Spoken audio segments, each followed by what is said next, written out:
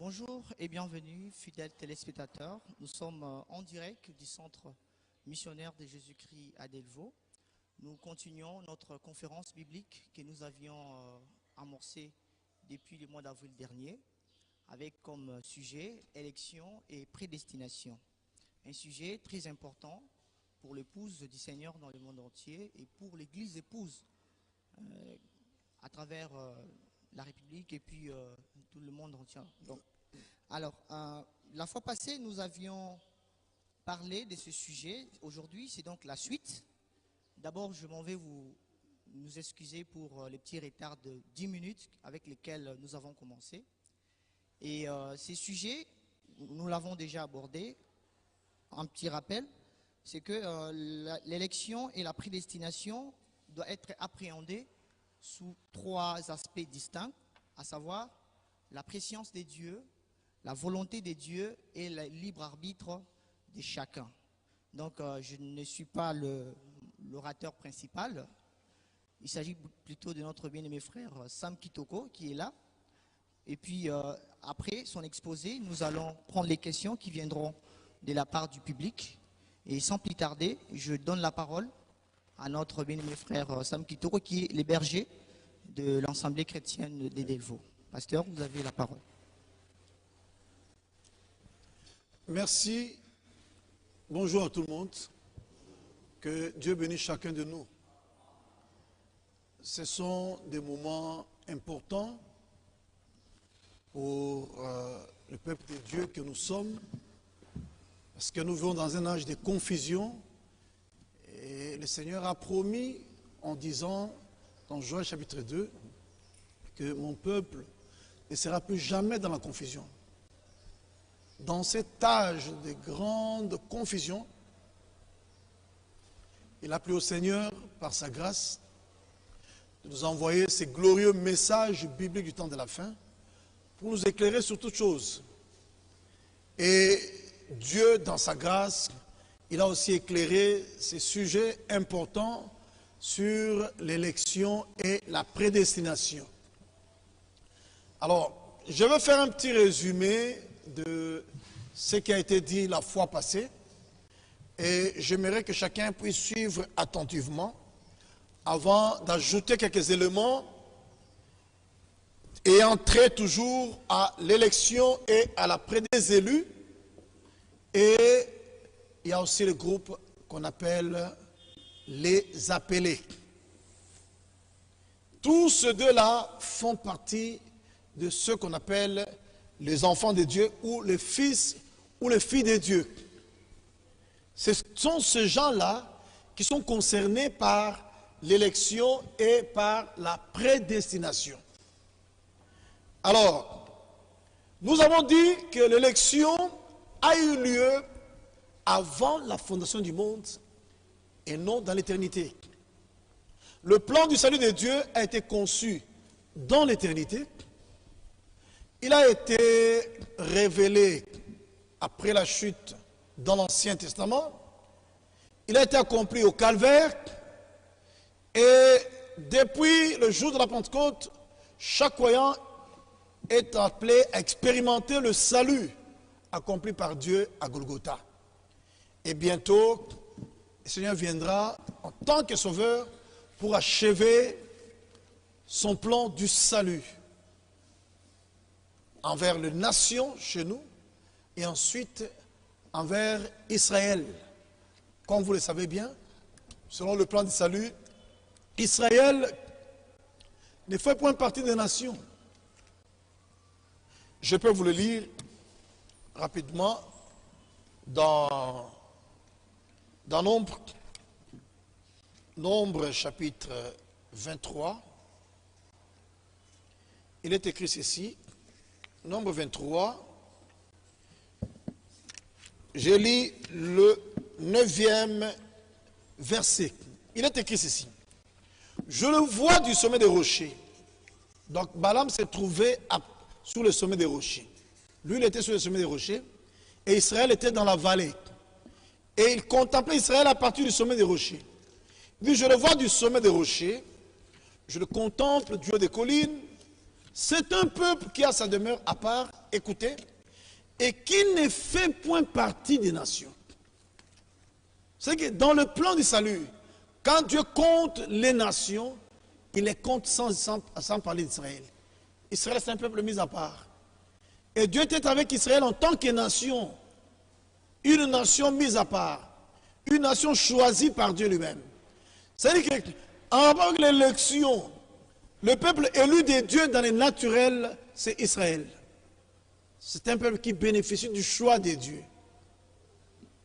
Et dans le spirituel, c'est l'église épouse qui forme le peuple élu de Dieu. Voilà, je voulais que vous puissiez comprendre un peu cela. Alors, je dis qu'il y a deux groupes d'individus qui sont inclus dans ces plans-là, c'est-à-dire les appelés et les élus. Mais lorsque l'évangile est apporté, il se dégage trois groupes. Il se dégage premièrement les élus, ensuite les appelés, et enfin les réprouvés. Les réprouvés, ce sont ceux qui rejettent la parole de Dieu. Et dans le groupe des réprouvés, nous trouvons les incrédules et les soi-disant croyants. Ou les soi-disant croyants, qu'on appelle autrement les semi-croyants. Ils font partie de la troupe des réprouvés. C'est-à-dire, ce sont les fils du diable. Ils iront dans le temps ardent de feu et de soufre. Maintenant, parmi les enfants de Dieu, c'est là où nous trouvons les appelés et les élus. Parmi les enfants de Dieu. Alors, quand vous arrivez même dans Matthieu 25, du 1er au 10e verset, quand on parle de la parabole des 10 vierges, cette parabole s'accomplit au temps de la fin. Dans chaque âge de l'Église, il y a toujours eu des appelés et des élus. Il y a toujours eu des réprouvés dans chaque âge de l'Église. Mais maintenant, au temps de la fin, précisément au moment de la venue du Seigneur Jésus-Christ, parmi les enfants de Dieu sauvés, c'est-à-dire dans l'Église sauvée, il se dégage deux groupes. Deux groupes des appelés et des élus. Maintenant, les appelés qui seront trouvés vivants à l'heure de l'enlèvement, mais qui manqueront l'enlèvement, parce qu'ils n'auront pas l'huile du Saint-Esprit ou le sceau de Dieu dans leurs âmes, ce sont les vierges folles. Et les élus qui seront trouvés vivants à l'heure de l'enlèvement et qui partiront vivants, ce sont ceux qu'on appelle dans la Bible, dans Matthieu 25, les vierges sages. C'est-à-dire que ce soit les sages ou les folles, ils seront trouvés vivants à l'heure de l'enlèvement. Les sages partiront dans l'enlèvement, les folles manqueront dans l'enlèvement. Les sages, ce sont les élus de Dieu qui seront trouvés vivants à l'heure de l'enlèvement et qui partiront. Les folles, ce sont les appelés qui seront trouvés vivants mais qui manqueront l'enlèvement. Donc vous comprenez que Dieu, en rapport avec l'élection et la prédication, Dieu a deux groupes d'individus, les appelés et les élus. Et du côté des réprouvés, nous trouvons les soi-disant croyants et les incrédules. Ce sont des réprouvés, ce sont des fils du diable. Et tous iront en enfer. Donc c'est un détail qu'il faudra retenir. Et je crois que ça vous aidera dans la marche. Alors, nous avons aussi dit que la base de l'élection et de la prédestination, c'est la préscience de Dieu. C'est sur base de sa préscience que Dieu a élu et prédestiné. C'est-à-dire qu'il connaissait toutes choses d'avance. Sa préscience et sa préconnaissance pouvaient faire, ou bien a fait, que Dieu élise les individus et qu'il les prédestine au salut. C'est sur base de sa préscience. Dieu connaît toutes choses d'avance. C'est pourquoi Dieu ne peut pas être surpris d'une situation. Il connaît la fin de toutes choses avant même le commencement. C'est Dieu-là. Alors, on vous avait démontré ça. C'est parce qu'il connaissait toujours d'avance qu'il pouvait lire et prédestiner au salut ceux qu'il a connus d'avance. Et je tiens à préciser en passant qu'il n'existait pas de prédestination pour le fils du diable. Ça n'existait pas. Il n'y a que les enfants de Dieu qui sont prédestinés. Il n'existe pas de prédestination pour le fils du diable. La prédestination existe pour les enfants de Dieu seulement. Dieu connaît, par sa préscience, il connaît qui sera sauvé et qui ne sera pas sauvé. Mais il a prédestiné au salut seulement ses enfants. Il n'y a pas de prédestination pour aller en enfer. C'est pourquoi vous lirez clairement ici dans Romains chapitre 8. Romains chapitre 8. Vous lirez clairement ici, il est écrit au verset 29 et 30. Mais nous savons que tout... non, car ceux qu'il a connus d'avance, versets 29 et 30, car ceux qu'il a connus d'avance, il les a aussi prédestinés à être semblables à l'image de son fils pour qu'il soit premier-né entre plusieurs frères. Vous ne trouverez pas quelque part que non, ceux qui iront dans le temps ardent de feu de soufre, ils ont aussi été prédestinés. Non. Il n'y a que les enfants de Dieu qui ont été prédestinés. Et ils ont été prédestinés au salut. Il n'y a que les enfants de Dieu qui ont été élus. Et les élus seront à la fête des noces de l'agneau. C'est le groupe qui se retrouvera dans la fête des noces de l'agneau. Les élus. Mais le fils du diable, et comme ils ne croient pas à la parole de Dieu, ils sont destinés à aller dans le temps ardent de feu et de soufre. C'est leur destination. C'est leur destination. Mais ils ne sont pas prédestinés. Ça, il faut oublier. Ça, il faut oublier. Dieu a élu et prédestiné ses enfants qu'il a connus d'avance. C'est pourquoi la base de l'élection et de la prédestination, c'est la présence de Dieu. L'élection se rapporte au choix et la prédestination se rapporte à la destination finale. C'est cela. C'est pourquoi je vous avais dit à la fois passée que l'élection se tourne vers le passé, c'est-à-dire vers avant la fondation du monde là-bas. Et la prédestination, c'est pour le futur. Les élus sont ceux-là que Dieu a connus d'avance. Et comme il les a connus d'avance, il les a prédestinés au salut. Il les a préparés pour qu'ils aillent au ciel et qu'ils participent à la fête des noces. Mais, quand on arrive dans le temps, Dieu place tout homme sur la même base. C'est-à-dire, chacun sur la base du libre arbitre. Que vous soyez élu, que vous soyez prédestiné, que vous soyez réprouvé, tous nous sommes placés sur la base du libre arbitre. C'est-à-dire nous avons la liberté des choix. Vous pouvez choisir le salut ou vous pouvez rejeter le salut. C'est pourquoi vous trouverez dans Marc 16, on dit, allez, à partir du verset 15, Marc 16, verset 15 à 16, écoutez ce qui est dit.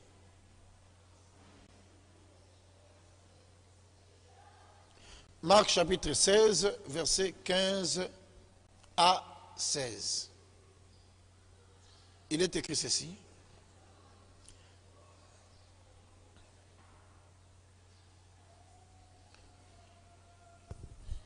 Puis il leur dit, allez par tout le monde, allez dans le monde entier, et prêchez la bonne nouvelle à toute la création.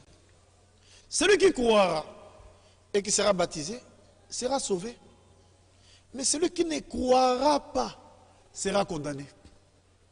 Vous voyez? Dieu place tout homme devant le choix. Ce n'est pas Dieu qui choisit pour vous, c'est vous qui choisirez. Dieu vous présente la parole, c'est à vous de croire ou de refuser de croire. Vous êtes placé devant la liberté de choix qu'on appelle autrement le libre arbitre. Exactement comme Adam en Éden. Tu pourras manger de tous les arbres du jardin, mais quant à l'arbre de la connaissance du bien et du mal, tu n'en mangeras pas, car le jour où tu en mangeras, tu mourras.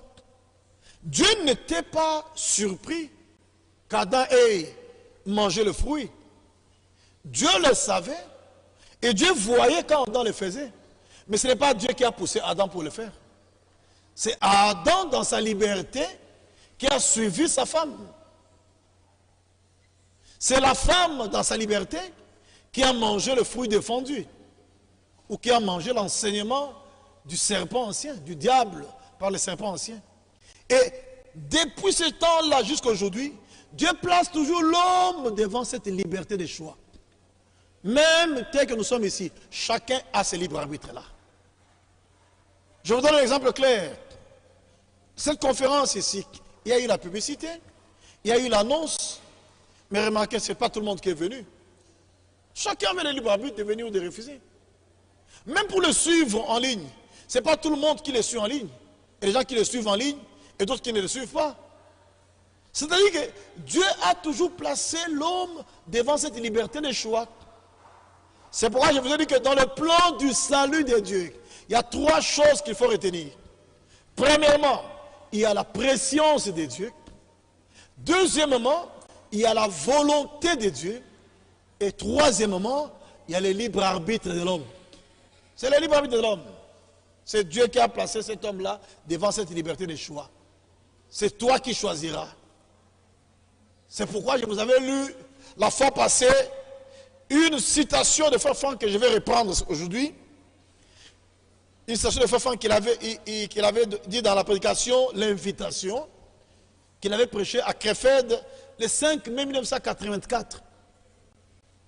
Il a dit ceci: nous disons à tous les hommes, venez répondre à l'invitation et ne rejetez pas l'invitation qui vous a été adressée. Maintenant écoutez, il dit, Dieu ne va obliger personne à aller au ciel ou à aller en enfer. Dieu ne va obliger personne. Il respectera la décision de chacun. Ça dépend de chacun de nous. Ça dépend de chacun de nous. Donc nous avons la liberté d'accepter ou de rejeter. Et dans son livre intitulé « La grande tragédie », à la page 2, le dernier paragraphe, il a dit « Tout à la fin arrive le juste jugement final et définitif. » Apocalypse 20, versets 11 à 15. Et chacun se trouvera alors au lieu de son choix, pas au lieu choisi par Dieu pour lui. Non, non,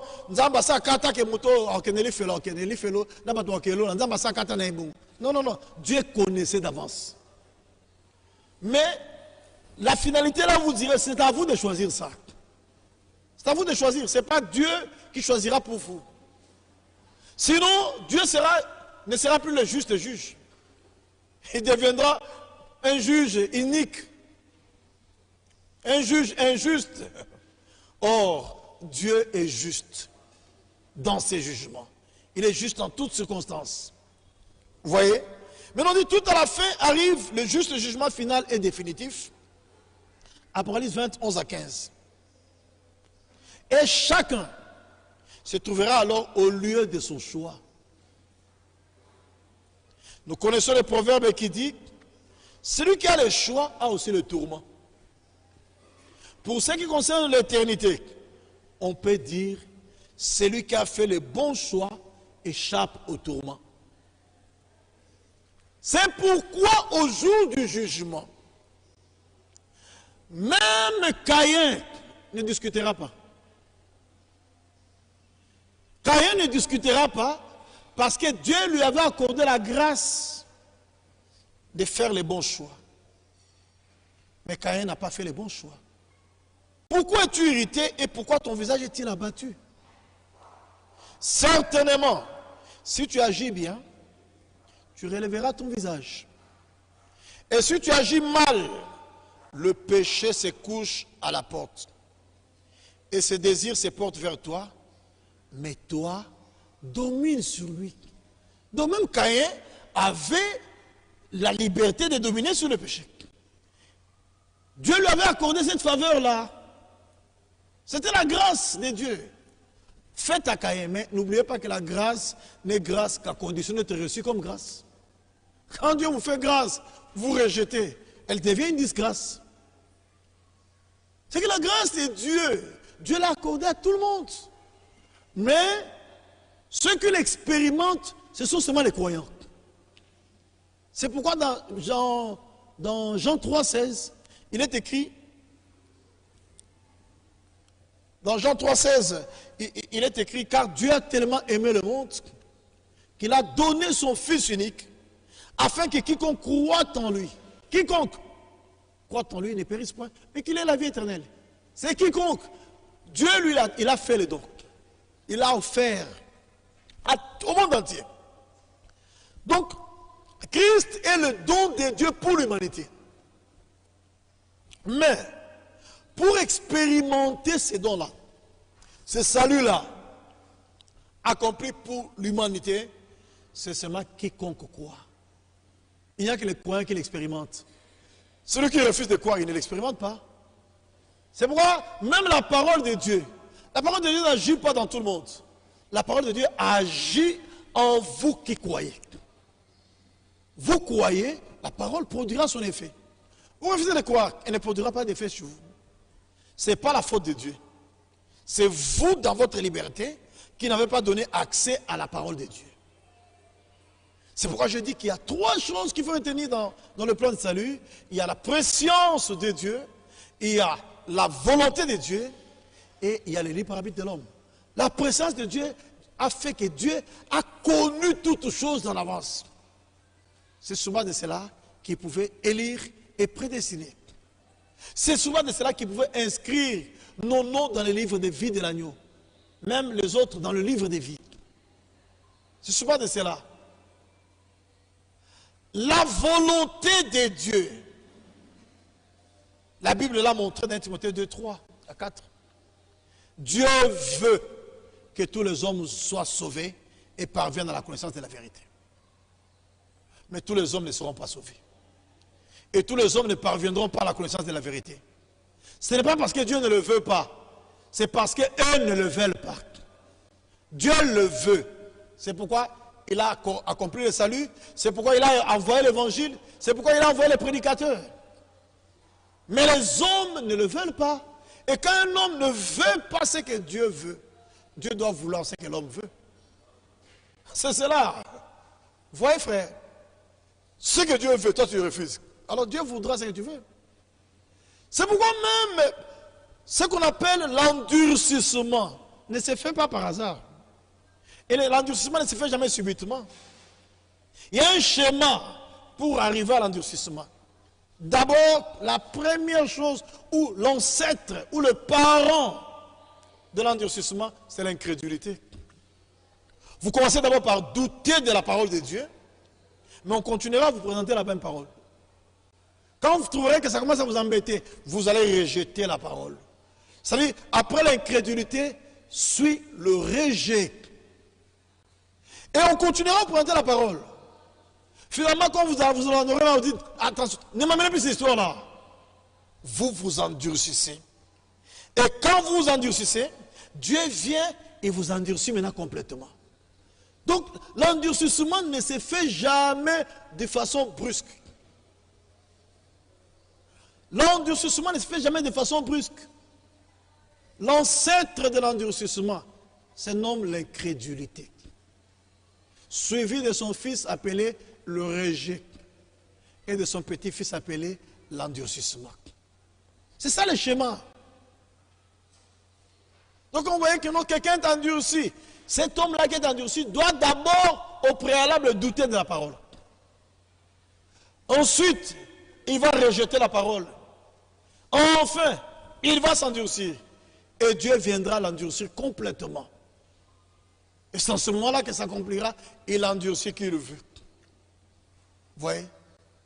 Ça ne suffit pas que notre Dieu regarde le visage de ces messieurs-là, et voit que son visage ne lui pleut pas, il dit, je l'endurcis celui-là. Non, non, non, ça ne se fait pas comme ça. Dieu n'est pas un juge unique. Dieu est le juste juge. Vous avez vu Caïn? Dieu est descendu, les conseillers, pour que Caïn ne puisse pas arriver à ce qu'il a fait. Mais finalement, Caïn a rejeté ça. Et il a fait ce qui était dans son cœur. Au jour du jugement, Caïn discutera sur base de quoi? C'est pourquoi au jour du jugement, il n'y aura pas de cours d'appel. Oh non, je vais en appel. Il n'y en aura pas. Il n'y en aura pas. Au jour du jugement, même les fils du diable donneront raison à Dieu de les avoir jetés dans le temps ardent de feu et de soufre. Personne ne discutera. Donc ce sont des détails importants que nous devons saisir et retenir en rapport avec cette notion d'élection et de prédestination.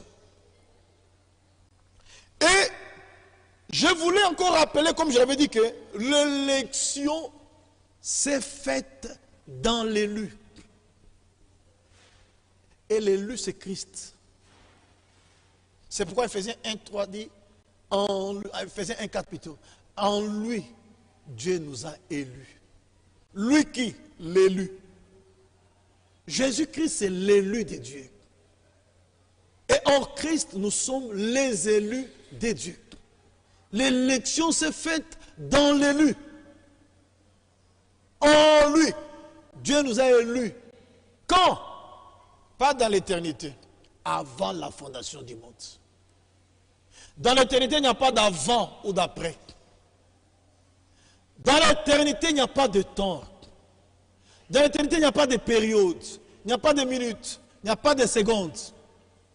Quand vous lisez dans votre Bible, avant la fondation du monde, ce n'est pas l'éternité, c'est le commencement.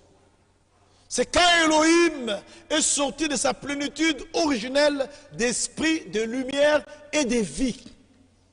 Quand il est sorti, il a pris la forme du dabar ou du logos en grec.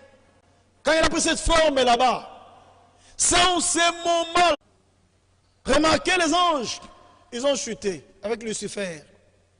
Dieu a créé le temps ardent de feu et de soufre. Il a créé ça. Et ils iront là-bas. Et il n'y a pas de chemin retour pour eux. Mais le jour où l'homme a chuté, dans Genèse 3, le diable était content avec les démons. Mais Dieu descend, au lieu de créer encore un endroit pour la punition de l'homme, Dieu descend et il dit, la sémence de la femme t'écrasera la tête. C'est que l'homme chute, le diable croyait que le plan de Dieu a échoué, mais Dieu descend, il annonce la venue du Rédempteur. Il annonce le salut qui sera accompli ce jour-là sur le calvaire. Vous voyez, le plan de Dieu, c'est un plan merveilleux. Et ce qui nous fait du bien, Dieu nous a insérés dans son plan. Et nous sommes participants de son plan au temps de la fin. C'est une grâce, une faveur imméritée. Et nous devons toujours témoigner Dieu à cause de cette grâce là-bas. Vous voyez? Nous n'étions pas encore nés, ni manifestés. Mais Dieu avait déjà dit, mon peuple ne sera plus jamais dans la confusion. Vous savez que tout cela, c'est se voit de sa préscience. Il connaît toutes choses d'avance. C'est pourquoi Dieu peut parler des choses qui arriveront. 6 000 ans, 4 000 ans, 5 000 ans, avant que ces choses n'aient lieu. Il en parle. Et le jour où ça arrivera exactement comme Dieu avait prédit. Il n'y a que lui seul qui peut le faire. Le diable n'est pas omniscient. Il n'y a que Dieu qui est omniscient. Tant que nous sommes assis là-bas, ce qui se passe dans nos pensées, le diable ne le connaît pas. Pour que le diable le sache, il faut que nous puissions l'exprimer. Mais ce qui se passe dans nos pensées, Dieu le connaît. Notre Dieu sonde les reins et les cœurs. Il connaît toutes choses. Vous voyez bien, mes frères, ce sont des choses qu'il faut retenir. Il n'existe pas de prédestination pour le fils du diable. La prédestination, c'est pour le fils de Dieu. C'est réservé seulement aux enfants de Dieu. Et je venais de dire que nous avons tous été élus dans l'élu. Si vous lisez Isaïe 42, 1, je l'avais lu la fois passée, le Seigneur Jésus-Christ est appelé l'élu là-bas. Dieu l'appelle mon élu. Il est l'élu. Abraham fut élu. David fut élu. Esaïe, Jean-Baptiste, Branham, Franck, même les domestiques de la maison sont des élus. Même vous, les enfants de Dieu, vous qui êtes la maison de Dieu, vous êtes les élus de Dieu. Vous êtes le produit du choix de Dieu avant la fondation du monde. C'est-à-dire que dans le royaume de Dieu, le hasard n'existe pas. Dans le royaume de Dieu, tout est lié à des réalités. Nous ne sommes pas dans un royaume de fiction. Nous sommes dans un royaume de réalité. Tout est réel. Alors, un autre élément, l'élection marche toujours ensemble avec la sainteté. Ça, il faut le retenir. Ne souvenez pas ce que les gens racontent là-bas, les gens de la grâce à bon marché, qui racontent que non, tel que je suis là, si je suis un élu, au jour de l'enlèvement, même si Dieu vient me trouver sur la poitrine d'une prostituée, je partirai. Et les gens crient Amen. C'est une fausse doctrine.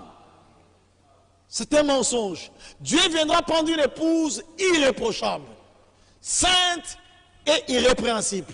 Une épouse sans tache, ni ride, ni rien de semblable. C'est cette épouse-là que Dieu viendra prendre. Dieu viendra prendre une bande de souillés et il les amène au ciel parce qu'il s'appelle ou il s'autoproclame élu.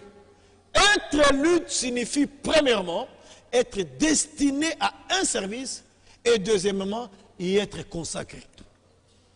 Il n'existe pas d'élection sans consécration. Un élu sans consécration, ça n'existe pas. Je vais commencer à vous montrer depuis le commencement là-bas. Tous ceux qui ont été appelés élus, ils ont mené une vie consacrée. Et ils ont mené une vie de sainteté. Commençons par l'élu lui-même, Jésus-Christ. Il est parvenu à dire au monde, il est le seul à le faire, qui de vous me convaincra des péchés. Et il était l'agneau de Dieu sans défaut, prédestiné avant la fondation du monde. Jésus-Christ. Et aujourd'hui, tous ceux qui se nomment élus doivent vivre comme l'élu. C'est-à-dire qu'ils doivent vivre comme Christ. Vivre dans la sainteté. C'est pourquoi, vous lirez dans Ephésiens 1,3 là-bas, il est écrit, en lui, verset 1,4 plutôt, 1,4. En lui, Dieu, je vais le lire rapidement avec vous, Ephésiens, chapitre 1er, verset 4. En lui, Dieu nous a élus avant la fondation du monde. Vous comprenez, frère? L'électeur est connu. L'électeur, c'est Dieu. Dieu seul. Il n'a pas consulté quelqu'un. Dieu n'a pas appelé un ange. Non, je vais lire. D'ailleurs, quand Dieu faisait l'élection, les anges n'existaient pas. Dieu nous a élus avant de créer Lucifer. Dieu nous a élus avant de créer Michael ou Gabriel. Dieu nous a élus avant de créer tous les anges, le séraphin, le chérubin, même l'archange Michel. Dieu nous a élus avant de les créer. C'est ce qu'il faut retenir. Et le lecteur, c'est Dieu seul. Et il nous a élus avant la fondation du monde. Il nous a élus avant les circonstances de la vie. C'est pourquoi il n'existe aucune circonstance de la vie qui peut séparer un élu de Dieu. Quand Dieu nous a élus, l'argent n'existait pas. Quand Dieu nous a élus, la politique et toutes ces choses n'existaient pas. C'est pourquoi les élus ne se laisseront pas emporter par ces choses là-bas. Pour les élus, ce sont des choses de néant.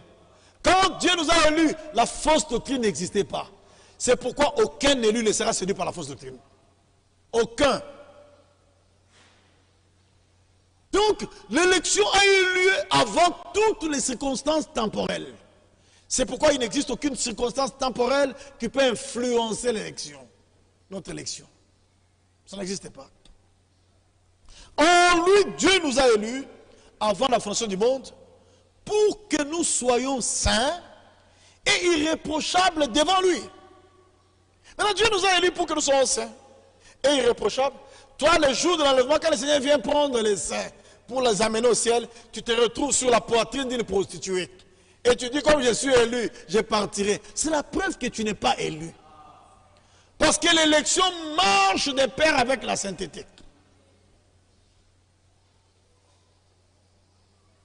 Être élu signifie premièrement être destiné à un service et y être consacré. Et tous les élus servent le Seigneur. Tous. Ils servent le Seigneur. Servir le Seigneur, ça ne suffit pas à prêcher seulement. Non. Même chanter, c'est un service.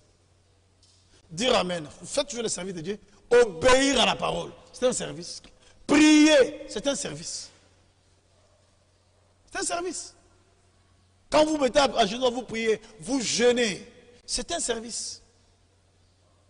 Quand vous craignez Dieu, là, vous marchez dans la crainte de Dieu, vous refusez de vous conformer au monde, c'est un service. Vous voyez? Quand vous obéissez à la parole, c'est un service. Et Dieu aime ça. C'est pourquoi l'élection marche de pair avec la sainteté.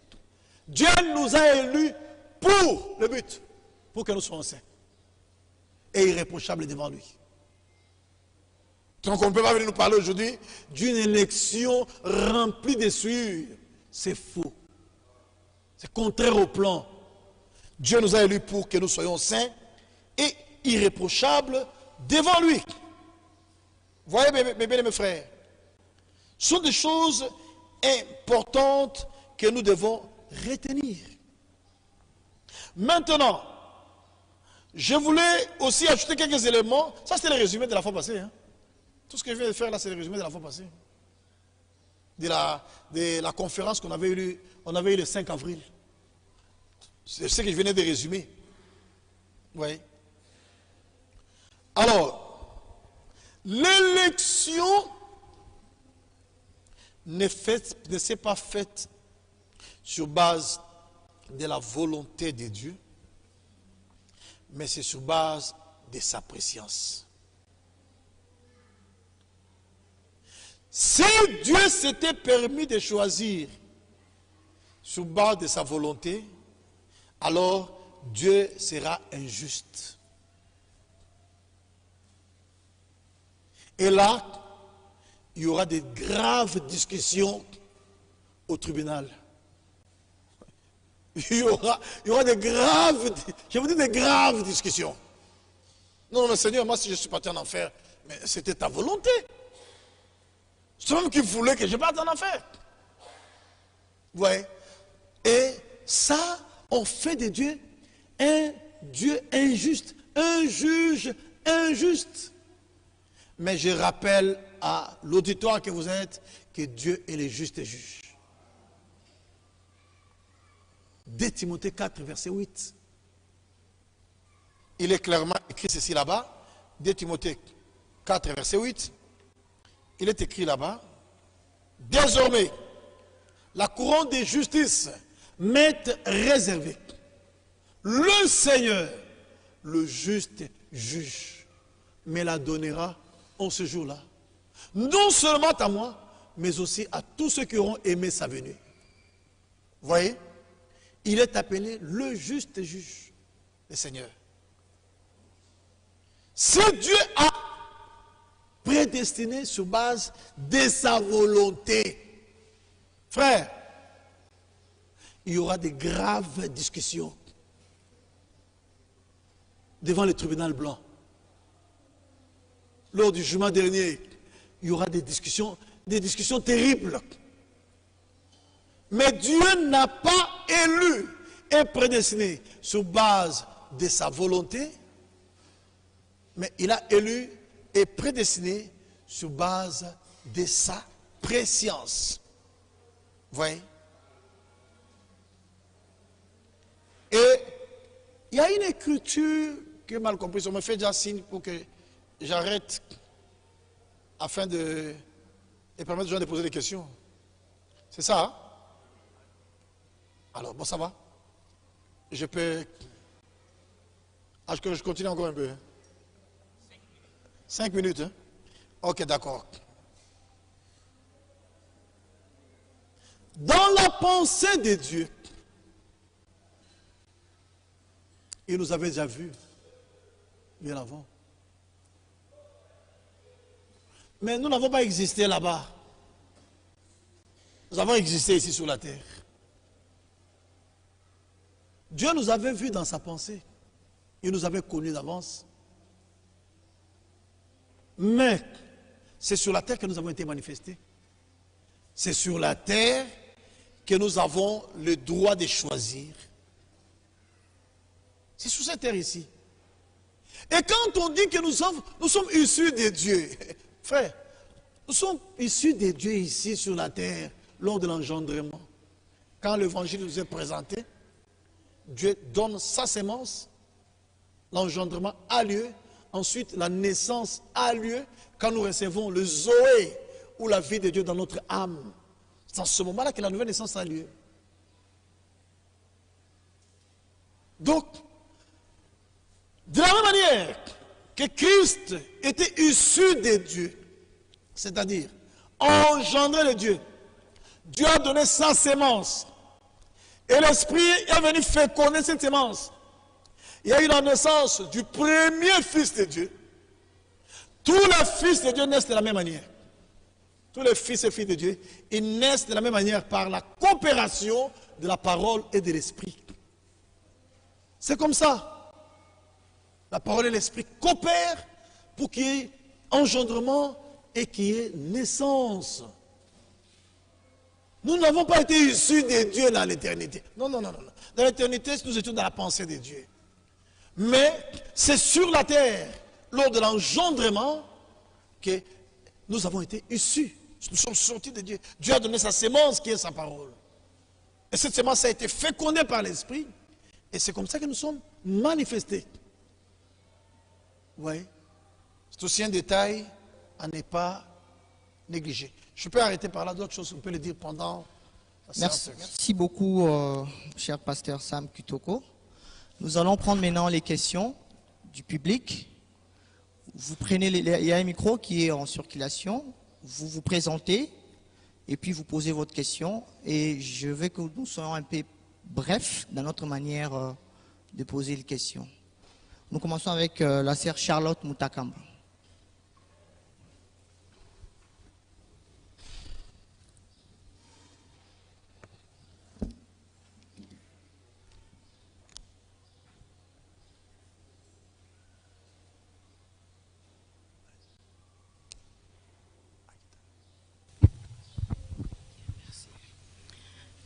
Merci beaucoup de m'avoir accordé la parole. Moi, c'est la sœur Charlotte Mutakamba.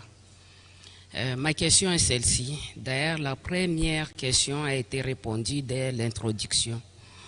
Quand le pasteur, vous avez parlé de... Non. Non. Non. Vous savez, Dieu ne fait pas de faux calculs. Dieu. Oui. Dieu avait déjà vu comment le temps va se dérouler. Et il a vu comment cette personne-là que vous évoquez choisira. Et comme Dieu a vu que la personne-là fera le bon choix, c'est souvent de cela que Dieu a prédestiné cette personne là-bas. Parce qu'il l'a connue d'avance. C'est que Dieu a balayé le temps. Cette parenthèse du temps-là, Dieu l'a balayé. Il a vu comment chacun se comportera vis-à-vis de sa parole. Okay. Alors, ceux qu'il a vus, qui accepteront sa parole, ce sont ces gens-là que Dieu a prédestinés. Ceux qui n'allaient pas accepter, Dieu ne les a pas prédestinés. Ok, merci. Donc, un prédestiné, en rapport avec le salut, il ne peut pas faire un mauvais choix. Ok, merci beaucoup. Pasteur, ma deuxième question est celle-ci. Ce qui concerne les 3 mages. Les 3 mages, ils étaient des astrologues, non? Ouais. Ah. Un astrologue, c'est un magicien, non? Non, c'est un astrologue. C'est un astrologue. Oui. Quand- Ce sont des métiers différents. Dans la Bible, quelque part, Dieu refuse quelque chose comme ça, ce qui parle des astrologues, qu'on ne peut pas. Hein? Oui, oui, mais ils avaient reçu la grâce de Dieu.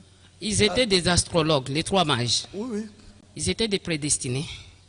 Mais la preuve est qu'ils ont reconnu ce que Dieu faisait en leur temps. Ah, La grâce de Dieu tombe sur n'importe qui. Il y a même des magiciens qui sont convertis. Il y a ici, moi, les magiciens dans la Bible, et qui s'est converti. donc il La grâce s'agit de la Dieu, conversion. quand le filet de l'évangile est jeté, il ramasse toutes sortes d'histoires. Ok. Quand l'évangile est prêché, c'est prêché à toute la création. Même un magicien peut croire, même un astrologue peut croire, n'importe qui peut croire. Ok. Même nous ici, il y a des gens qui étaient des prostituées. Oui. Alors, mais il y a des prostituées qui ont cru. Il y a même des koulounas qui ont cru. Et pourquoi pas un astrologue? La grâce, vous savez ce que signifie la grâce? Une faveur imméritée. Donc vous n'avez pas mérité ça, mais Dieu vous la donne. Ok. Merci beaucoup de m'avoir répondu. Ok. La Samaritaine était une prostituée, vous le savez, non?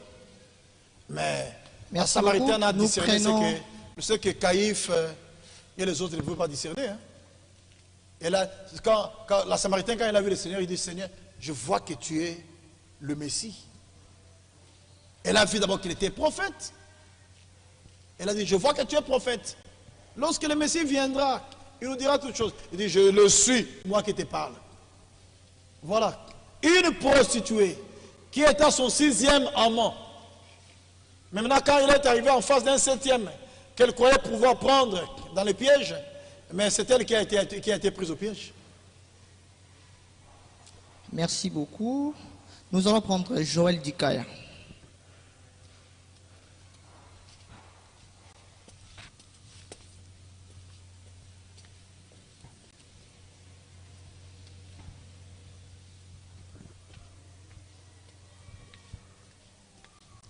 Vous pouvez déjà vous lever, frère Joël. Là. Merci pour la parole accordée. Je réponds au nom du frère Joël Dikaya. Pasteur, je venais de vous suivre littéralement tout en disant la prédestination, soit l'élection, ne s'est fait jamais par la volonté, mais plutôt par la préscience. Mais moi, je dirais la préscience, c'est connaître les choses à venir, et ensuite prendre une décision. Mais en prenant la décision, n'est-ce pas ça la volonté de Dieu? Existe-t-il une différence entre la volonté de Dieu et la préscience? La volonté de Dieu exprime seulement ce que Dieu veut. Mais la préscience, c'est la préconnaissance, c'est connaître d'avance ce qui arrivera. Mais ce n'est pas lui qui a influencé. C'est là. Non. Mais il connaît d'avance. Il connaît ce qui arrivera. Mais au moment où la chose arrive, il place chacun devant sa responsabilité. Ça vous de choisir. Maintenant, comme il connaît toutes choses d'avance, il a vu déjà comment tu choisiras. Il a vu que Dikaya, il choisira Christ. Il acceptera la parole. Alors, comme il acceptera, j'écris son nom dans le livre de vie. Mais maintenant, il vient devant Dikaya, il exprime sa volonté. Sa volonté est que tous les hommes soient sauvés. Il veut que Dikaya soit sauvé. Il veut même que Caïn soit sauvé. Il veut même que le pape soit sauvé. C'est sa volonté. Il exprime son vouloir, il exprime ce qu'il veut. Mais il laisse à chacun la liberté de choisir. Son vouloir, il l'exprime. Mais, par sa préscience, il connaît ce que chacun fera. C'est cela. Parfait. Ma deuxième préoccupation, s'il vous plaît, rapidement. Vous avez dit, la parole de Dieu n'agit pas dans tout le monde. C'est vrai, mais quand nous lisons dans la Bible, Jérémie 17, 9, le cœur de l'homme est tortué, toujours tourné vers le mal. Romains 7, 19, 18 plutôt. Ce que je veux, je ne le fais pas, mais ce que je ne veux pas, je le fais. Et Dieu connaissant le cœur de chacun d'entre nous, et comment est-ce qu'il peut laisser quelqu'un, soit qu'on lui apporte la parole et la personne refuse, aussi longtemps que Dieu connaissait déjà toutes choses avant. L'écriture que j'ai lue là-bas montre seulement la grandeur de la grâce de Dieu et de l'action de Dieu ou de la puissance de Dieu dans l'homme. Dieu veut montrer par là qu'il n'y a aucun homme qui peut se sauver de lui-même. Et il n'y a aucun homme qui peut vivre la parole de Dieu de sa vie. C'est grâce à la vie de Dieu que nous mettons en pratique la parole de Dieu. Parce que dans l'Ancien Testament, Dieu disait aux enfants d'Israël, quand il leur a donné la loi, il dit, vous mettrez ces choses en pratique afin de vivre par elles.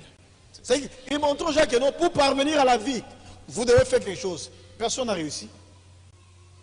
Et maintenant, la grâce que le Seigneur nous a apportée en Christ, c'est laquelle?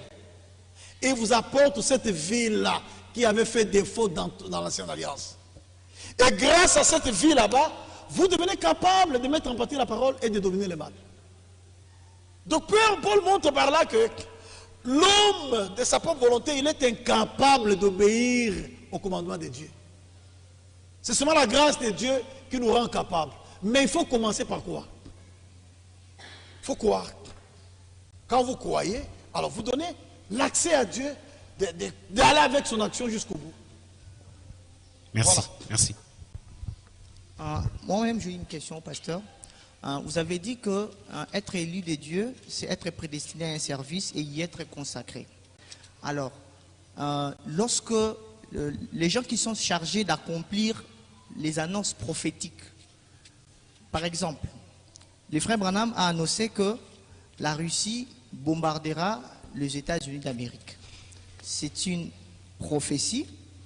Alors, peut-on dire que la Russie ou Poutine, tout simplement, a été prédestiné à faire ces services? Donc, c'est-à-dire que Poutine est un élu de Dieu. Non. Dans ce sens-là. On peut dire ça. Parce que c'est un service qui est appelé à rendre pour... Mais Poutine ne croit pas en Christ. Poutine ne croit pas en Christ. Ça, c'est une prédiction qui s'accomplit sous diverses manières. C'est un service. Oh, bon, continue avec la question. Continue. J'ai dit que c'est un service que Poutine va rendre pour accomplir la prophétie qui a été annoncée par le frère Branham. Par lui, la prophétie s'accomplira. Mais on parle de l'élection par... Vous voyez que la prophétie s'accomplit par... C'est ce lion-là qui va te dévorer. Mais le lion n'est pas un élu. Ce sont des éléments seulement qui entrent pour l'accomplissement d'une prophétie ou d'une annonce. Mais les élus, ce sont les croyants sauvés qui iront dans la fête de noces. Ce sont là les élus. Donc tous ceux qui s'appellent élus seront en Christ. Seront en Christ. Là, c'est une prophétie. C'est un instrument, comme Nebuchadnezzar qui avait été aussi utilisé comme un instrument, mais il n'était pas un élu. Nebuchadnezzar était un instrument entre les mains de Dieu. La Russie, c'est un instrument entre les mains de Dieu. Mais ce ne sont pas des élus. Merci. Ok. Tabi.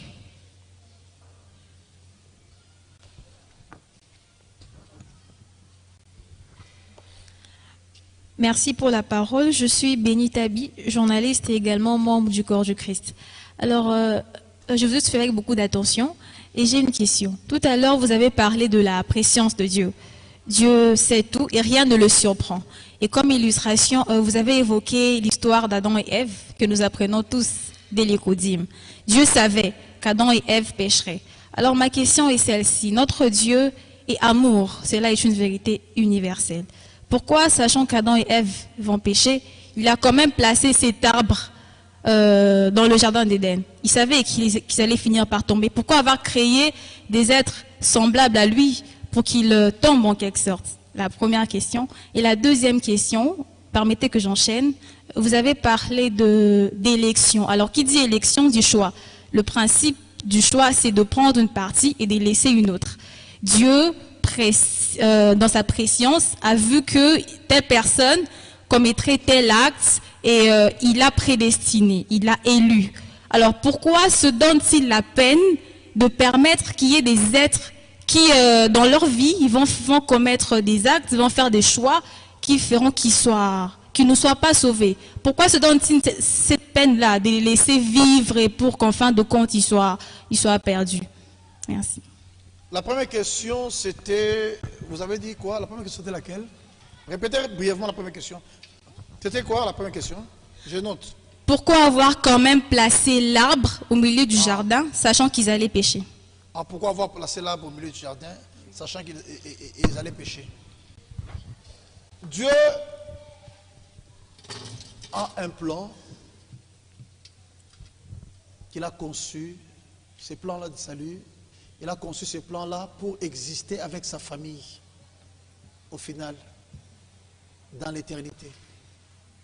Et Dieu veut voir chacun de ses enfants lui témoigner de l'obéissance vis-à-vis de sa parole. Ces arbres-là que tu vois là, ce sont des arbres symboliques. L'arbre de vie, c'est Christ. Même jusqu'au jour où nous parlons, tel que nous sommes assis là-bas, ces deux arbres sont là. Ces deux arbres sont là. Tout au long de la marche. Parce que ce qu'il faut retenir, quand l'homme était placé en Éden, Lucifer avait déjà chuté. Quand l'homme était placé en Éden, Lucifer avait déjà chuté. Et si vous lisez dans Ézéchiel 28, il est écrit, tu étais en Éden, le jardin de Dieu. C'est lui, l'auteur de la connaissance, là. L'arbre de la connaissance du bien et du mal. C'est le diable. Et l'arbre de vie, c'est Christ. C'est-à-dire qu'en Éden, Christ était là. Le diable aussi était là. La preuve, Dieu descendait chaque soir pour parler avec ses enfants. Le diable aussi est entré dans le serpent pour utiliser le serpent afin de séduire la femme. Mais Dieu, sachant que le diable est là, ça dit l'arbre de la connaissance du bien et du mal, est là. Il a prévenu son enfant ou son fils. C'est dans la même famille. Dieu vous dit, vous les filles, il ne faut pas jouer avec les garçons. Parce qu'un garçon peut t'enlever ta virginité. Ta soeur écoute, elle évite de jouer avec les garçons. Toi, tu refuses d'écouter. Tu joues avec les garçons, on t'enlève la virginité. Est-ce que c'est Dieu qui t'a poussé? Est-ce que c'est papa qui t'a poussé à perdre ta virginité? Non. Papa connaît que jouer avec les garçons, la suite, c'est perdre sa virginité. C'est pourquoi papa, dans son amour, c'est ça l'amour de Dieu. Papa, dans son amour, prévient. Il t'avertit d'avance. Il dit, ma fille, ne joue pas avec les garçons. Si tu joues avec les garçons, tu peux perdre ta virginité. Et toi, tu refuses d'écouter. Dieu veut voir ses enfants obéir à sa parole. C'est pourquoi il place chacun de ses enfants devant la liberté des choix. Mais pour montrer à ses enfants qu'il les aime, il leur recommande les bons choix. J'ai placé devant toi la vie et la mort. J'ai placé, c'est dans Deutéronome, j'ai placé devant toi la bénédiction et la malédiction. Mais Dieu ajoute, il dit, choisis la vie. Deutéronome 30, voilà. Choisis la vie. C'est l'écriture. Donc, il met toujours les hommes sur la même base. Il met toujours les hommes sur la même base. Ouais, c'est ce que je suis en train de voir ça. Deutéronome 30. Je vais vous lire, ma soeur. Vous savez que vous appelez comment? Le nom?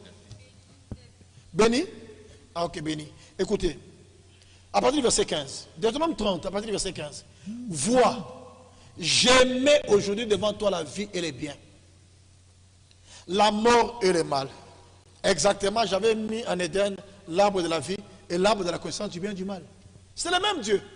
Il dit, je suis l'Éternel, je ne change pas. Si aujourd'hui Dieu ne nous met pas sur la même base qu'Adam et Ève, Dieu ne sera plus le même. Il ne sera plus le même. C'est pourquoi le message de grâce n'a jamais changé. Le message de grâce est demeuré le même dans tous les âges. Écoutez, vois, je mets aujourd'hui devant toi la vie et le bien, la mort et le mal. Car je t'ai prescrit aujourd'hui. Voilà la volonté de Dieu. Je t'ai prescrit aujourd'hui d'aimer l'Éternel, ton Dieu, de marcher dans ses voies, d'observer ses commandements, ses lois et ses ordonnances, afin que tu vives et que tu multiplies. Et que l'Éternel, ton Dieu, te bénisse dans le pays dont tu vas entrer en possession. Mais si ton cœur se détourne, donc vous voyez que c'est la loi de la liberté. Dieu place l'homme devant le choix.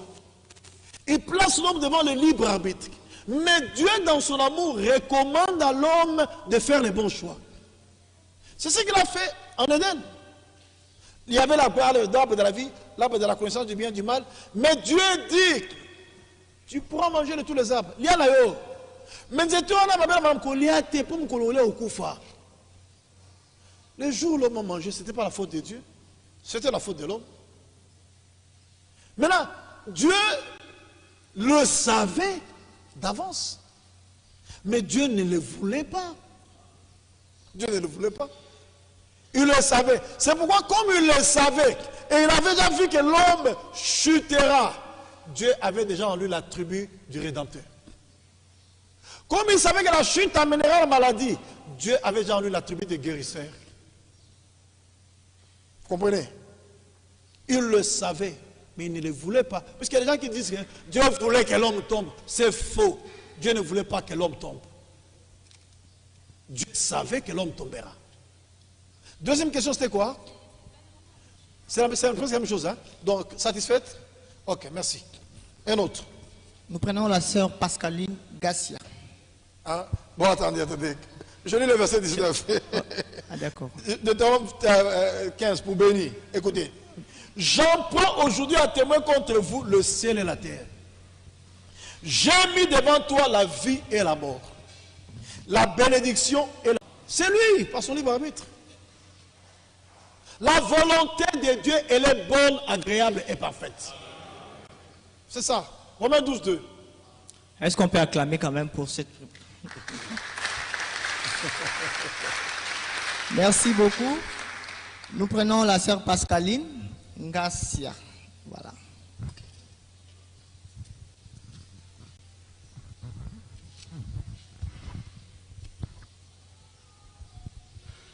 Merci pour la parole. Pasteur, question dans la liboso des aboués.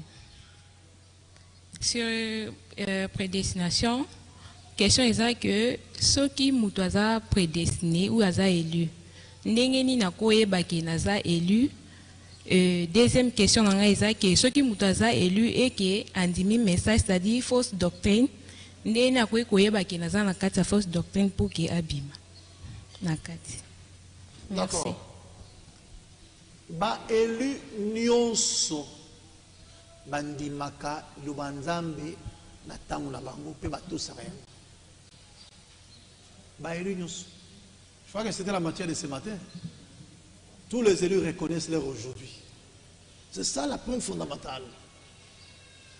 Ba élu nyonso bandimaka lubanzambe na tangu na bango. Non seulement que bandimaka yango, mais bato sarape yango.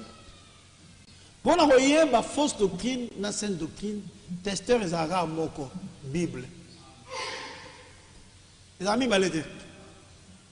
Oh, le détecteur du mensonge, c'est la Bible et le message. Non. La Bible et le message et la Bible. Détecteur du mensonge, ezara moko Bible. C'est-à-dire, pour moutoyer ma casa la fausse doctrine, to sainte doctrine, azwaka kamateya o azondima to bazo azoteya azongisa yango na makomi. Soki eza incapable de kofanda na makomi, eza fausse doctrine. Sainte doctrine nyonso eutaka na makomi pe ezongaka na makomi. Sainte doctrine. Donc on dit les choses qui sont conformes à la sainte doctrine, c'est-à-dire que dites les choses qui sont conformes à la Bible. C'est ça la sainte doctrine. Et là, nous avons teya zoyango zongisa yango na makomi. Ce qui est fandi na makomi, c'est la sainte doctrine. Mais ce qui est bima na makomi, ils ont tellement. Il y a une fausse doctrine, il y a même la Bible. Et au moment où nous avons démontré et qu'on a fandi ça na kati ya makomi. Nyonso yo nzambe atindi lelo pona bana na eto pona mapona mina e uta na Bible pe zonga na Bible. Voilà ma soeur. Merci beaucoup. OK. Merci beaucoup. Nous prenons le frère Nicolas Mukendi.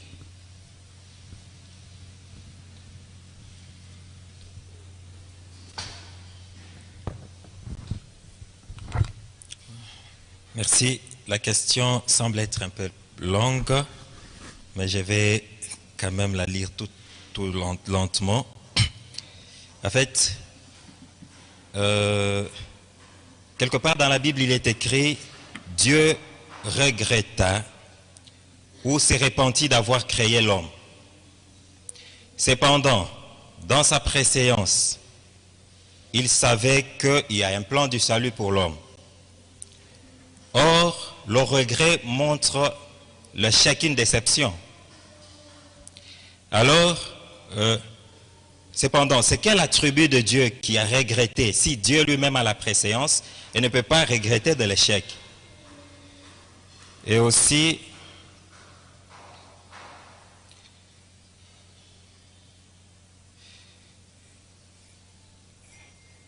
l'homme pour lequel Dieu regretta d'avoir créé, était-il la sémence du serpent ou l'homme tout à fait en général? Si c'est l'homme tout à fait en général, l'homme pas avec Caïn et les autres, juste Adam, la descendance d'Adam, s'il sait déjà qu'il y a un plan dans le futur pour le salut, pourquoi ce regret, cet aveu d'échec? Si je peux le dire comme ça, excusez-moi le terme, Dieu regretta d'avoir créé l'homme. Voilà en fait. Merci. Je suis dans Genèse 6.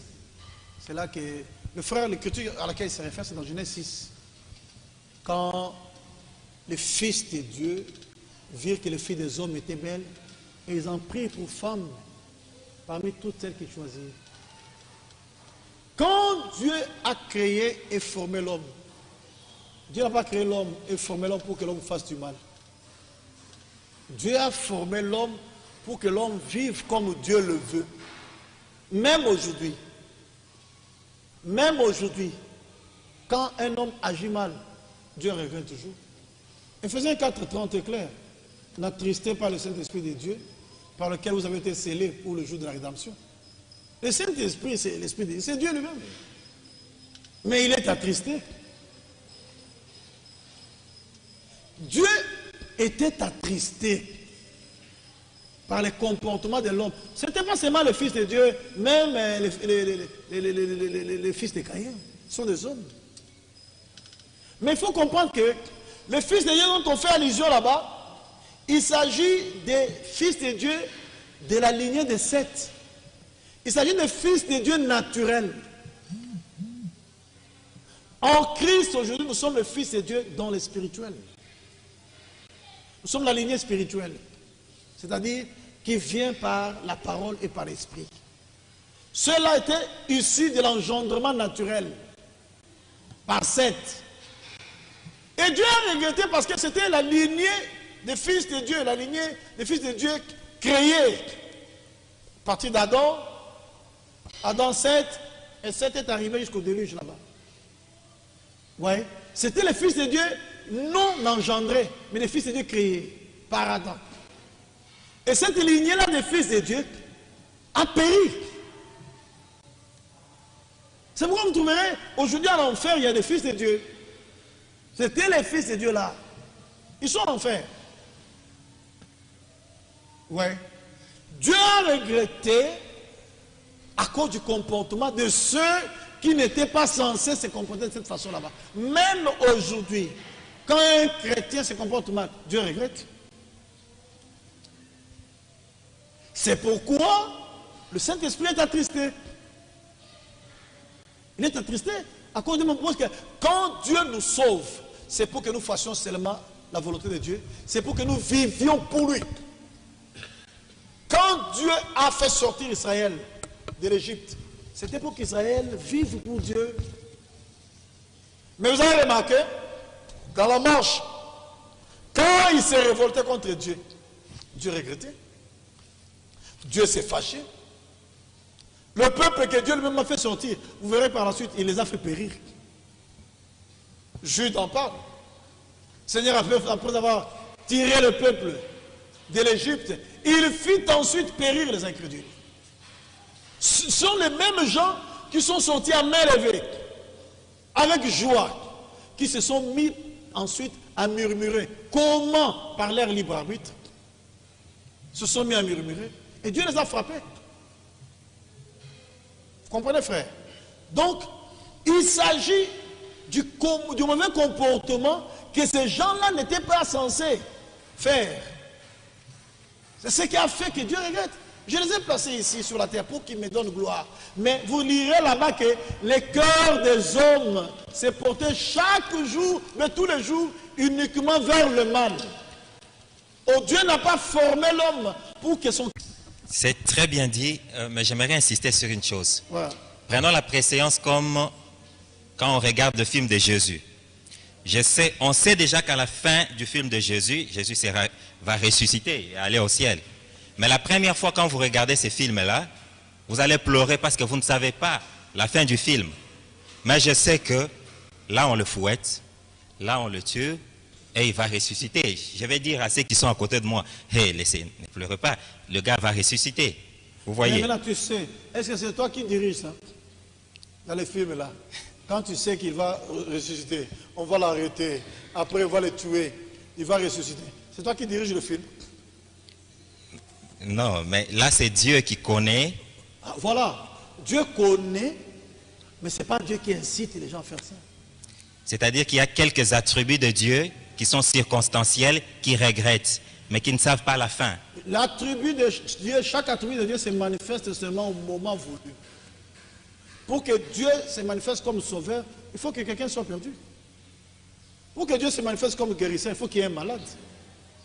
S'il n'y a pas de malade, comment il sera guérisseur? Merci. Chaque attribut se manifeste au temps fixé. Et quand il y a nécessité. Ouais. Tu vois par exemple l'attribut du fils de David. Aujourd'hui, est-ce que cet attribut est valable pour nous? Ce n'est pas valable. Mais dans les milléniums, ce sera valable non seulement pour les juifs, même pour nous. Mais aujourd'hui, ce sont les juifs qui peuvent l'appeler fils de David. Parce que c'est leur roi. Mais nous, les païens, nous ne pouvons pas le faire. Mais dans les milléniums, il régnera sur le trône de David et il gouvernera toute la terre, toutes les nations de la terre. Ça va se manifester dans sa plénitude là-bas. Vous voyez, frère, dans sa présence, comme tu l'as dit, tu as donné un bel exemple qui te donne aussi la réponse directement. Que je sais que dans les films, je sais que à ce moment, on va l'arrêter, on va le taper, on va le tuer, après il va ressusciter. Tu le sais. Mais ce n'est pas toi qui dirige le film. Il y a des acteurs là-dedans. Et aujourd'hui, nous sommes des acteurs, nous les hommes. Nous agissons. D'autres agissent en faisant le bien, d'autres agissent en faisant le mal. Et le prophète de notre temps, vous le savez, il dit, la plus grande bataille jamais livrée se passe dans notre pensée. Dans ta pensée, tu peux donner la victoire à Dieu ou la victoire à Satan. C'est ça. Quand dans ta pensée, tu prends la pensée de la parole, la pensée de l'esprit, tu la mets en toi. Le diable perd la force. Mais si tu prends le raisonnement du diable, Dieu perd la force. C'est comme ça. Voilà, frère. Merci beaucoup. Le frère Miché Tata.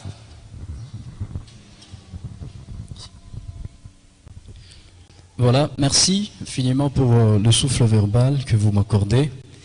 Pasteur Sam, j'avais une question, un peu plus, pour plus de précision.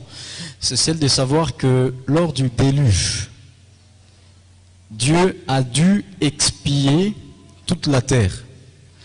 On peut donc admettre que la terre tout entière était uniquement composée après les déluges de fils de Dieu.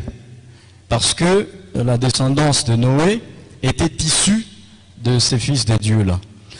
Qu'est-ce qui a pu justifier que par la suite, les enfants d'Israël, qui sont de cette lignée-là, sont devenus désobéissants et se sont mécomportés pour faire regretter Dieu. Maintenant, la question, c'est de savoir si Dieu peut mettre ses propres fils devant un fait accompli de désobéissance et que par la suite il accomplisse un autre plan, comme il l'a fait avec nous des nations. Israël, qui n'y est pour rien, a été aveuglé pour que ceux des nations soient sauvés. Dieu peut-il lui-même être auteur de la désobéissance de ses propres fils? C'est celle-là ma question. Et ensuite, la deuxième sera celle de savoir si, dans la configuration actuelle des croyances, il est clairement indiqué... Dans la configuration actuelle de quoi? Des croyances. Des croyances. L'Afrique est réputée être le continent qui regorge le plus des croyants. Peut-on admettre que, voilà, Dieu ait porté son choix uniquement sur les Noirs sur base peut-être de la misère comme certains le justifient, et qu'il puisse choisir un peuple qui visiblement se trouve dans la désolation? C'est celle-là ma deuxième question. La première question, excusez-moi, la première question c'était... Dieu peut-il être auteur de la désobéissance de ses enfants? Dieu ne peut pas être auteur de la désobéissance de ses enfants. Non. Dieu veut que ses enfants obéissent. La preuve, Dieu, vous savez, même ce qui est arrivé avec Israël là-bas, Dieu l'avait déjà annoncé. Si vous lisez Deutéronome 28, vous trouverez que tout est là. Dieu parle à son peuple de l'obéissance et de la désobéissance. Il dit au verset 1er ici, si tu obéis à la voix de l'Éternel ton Dieu en observant et en mettant en pratique tous ces commandements que je t'ai prescrits aujourd'hui, l'Éternel ton Dieu te donnera la supériorité sur toutes les nations de la terre. Voici toutes les bénédictions qui se répandront sur toi et qui seront ton partage lorsque tu obéiras à la voix de l'Éternel ton Dieu. Tu seras béni dans la ville, tu seras béni dans les champs, ainsi de suite. Mais, verset 15, mais si tu n'obéis point à la voix de l'Éternel ton Dieu, si tu n'observes point et ne mets pas en pratique tous ces commandements et toutes ces lois que je te prescris aujourd'hui, voici les malédictions qui viendront sur toi et qui seront ton partage. Maintenant, parmi ces malédictions, arrivons au verset 49. Au verset 49, Dieu dit, l'Éternel fera partir de loin des extrémités de la terre une nation qui fondra sur toi d'un vol d'aigle, une nation dont tu n'entendras pas la langue, une nation au visage farouche et qui n'aura ni respect pour le vieillard ni pitié pour l'enfant. Elle mangera les fruits de ton troupeau, des troupeaux de ton sol, jusqu'à ce que tu sois détruit. Elle ne laissera ni blé, ni mou, ni huile, ni porter de ton gros, de ton menu bétail, jusqu'à ce qu'elle t'ait fait périr. Elle t'assiégera dans toutes tes portes.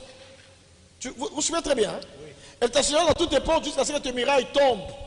Ces hautes et fortes murailles sur lesquelles tu auras placé ta confiance dans toute l'étendue de ton pays. Elle t'assiégera de toutes ces portes, dans toutes ces portes, dans tous les pays que l'Éternel ton Dieu te donne. Au milieu de l'angoisse et de la détresse où tu réduiras ton ennemi, tu mangeras les fruits de tes entrailles, la chair, ainsi de suite. Donc, Dieu annonce ce qui arrivera quand l'homme désobéira, pas Dieu désobéira. Dieu n'a pas placé l'homme devant un fait de désobéissance, non.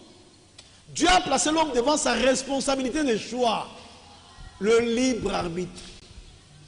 Et il a recommandé de choisir les biens. Mais il lui montre que si tu refuses de choisir les biens, tu choisis les mal. Voilà ce qui arrivera. Ce n'est pas Dieu qui a incité cet homme-là à choisir les mal pour que la conséquence lui arrive. C'est l'homme dans sa liberté qui choisit les mal. Voilà.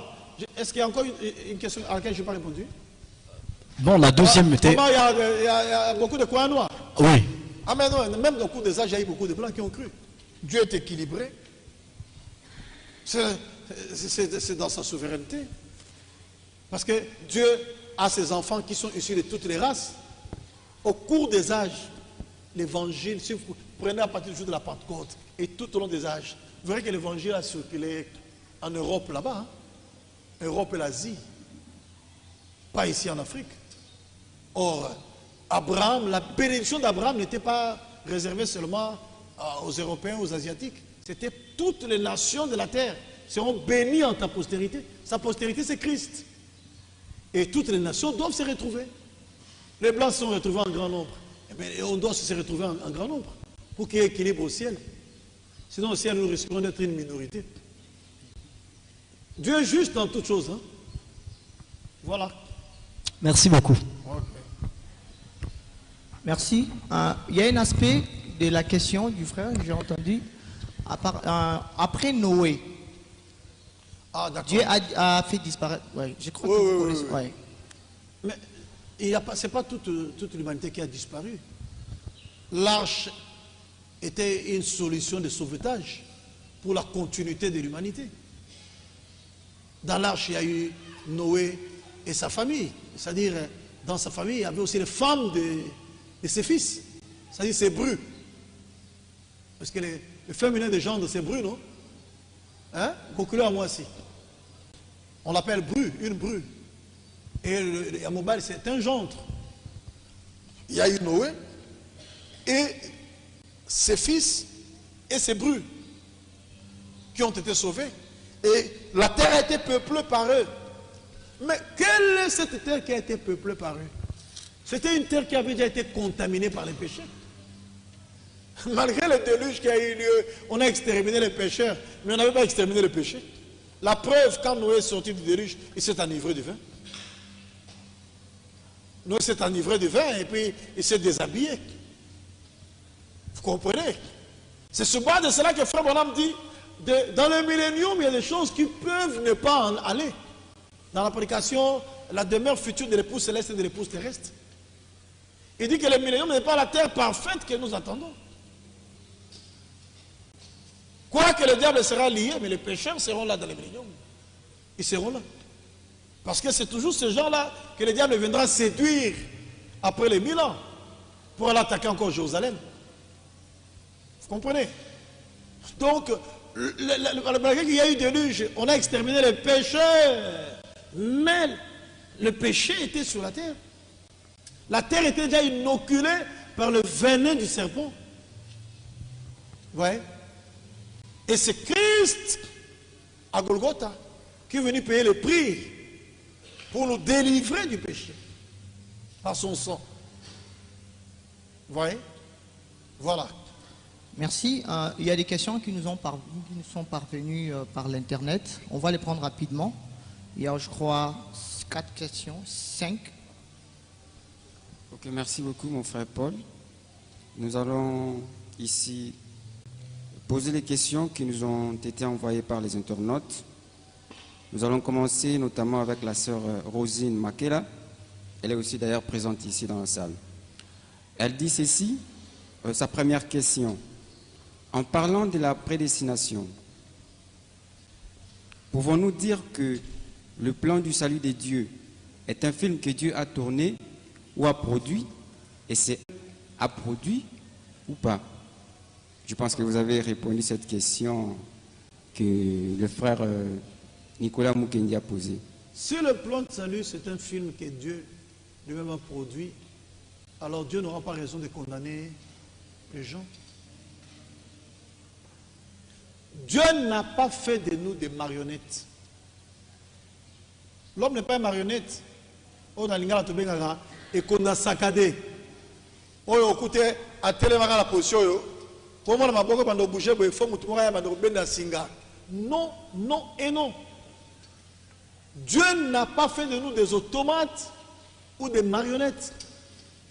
Dieu a fait de nous des hommes et des femmes créés à son image. Mais il a doté chacun du libre arbitre. Et au cours du temps, chacun prend la décision qu'il veut. Personne aujourd'hui n'ira commettre un adultère et dire que c'est Dieu qui l'a voulu. C'est faux, archi faux. Tu n'iras pas courir avec une prostituée et tu dis non, c'était la volonté de Dieu. C'est faux, archi faux. C'est toi, ce n'est pas Dieu. Ce que Dieu veut, c'est votre sanctification. C'est que vous vous absteniez de la débauche. C'est que chacun sache posséder son vase dans la sainteté et dans l'honnêteté. C'est ce que Dieu veut. Mais est-ce que tout le monde se sanctifie? Non. Tout le monde ne se sanctifie pas. Et tout le monde ne marche pas dans la sainteté.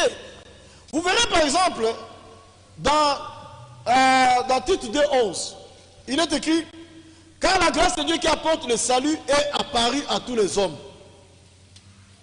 Et vous verrez dans Matthieu 11:28, il a dit, venez à moi, vous tous qui êtes fatigués et chargés, et je vous donnerai du repos.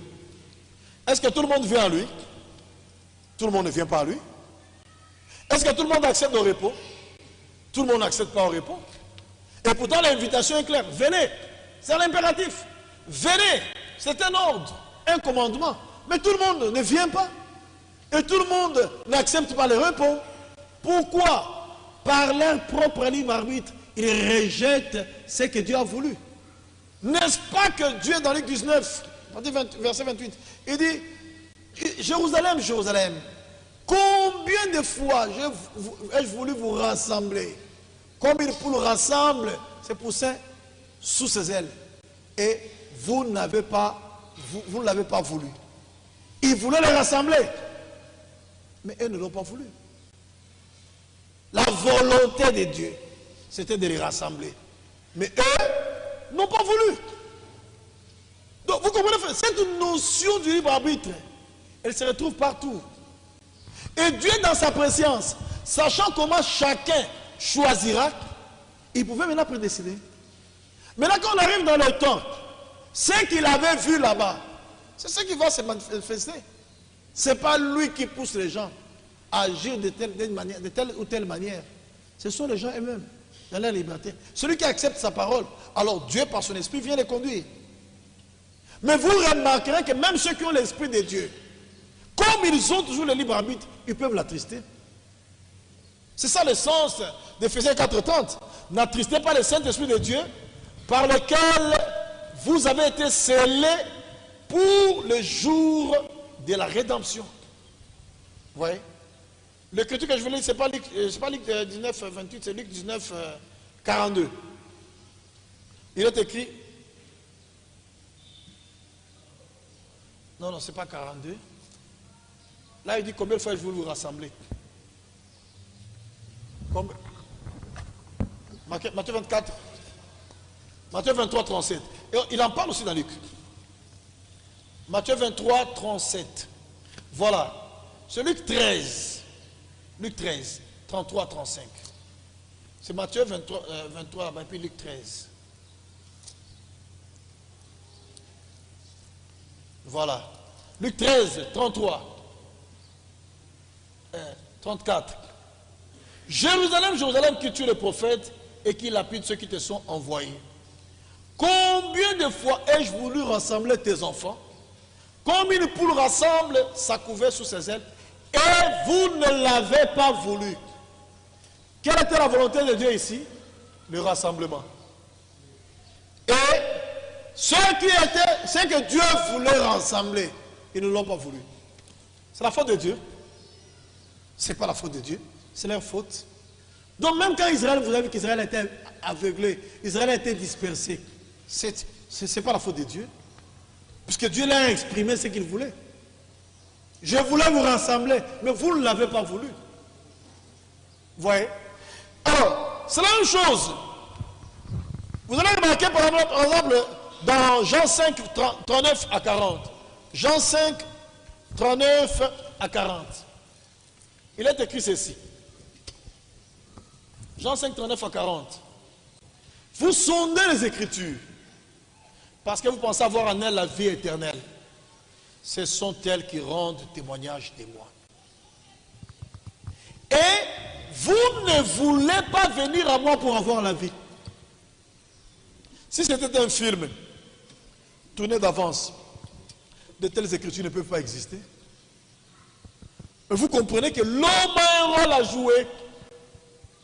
L'homme a un rôle à jouer Dieu a sa part, l'homme aussi a sa part. Dieu a accompli le salut, mais l'homme doit accepter le salut.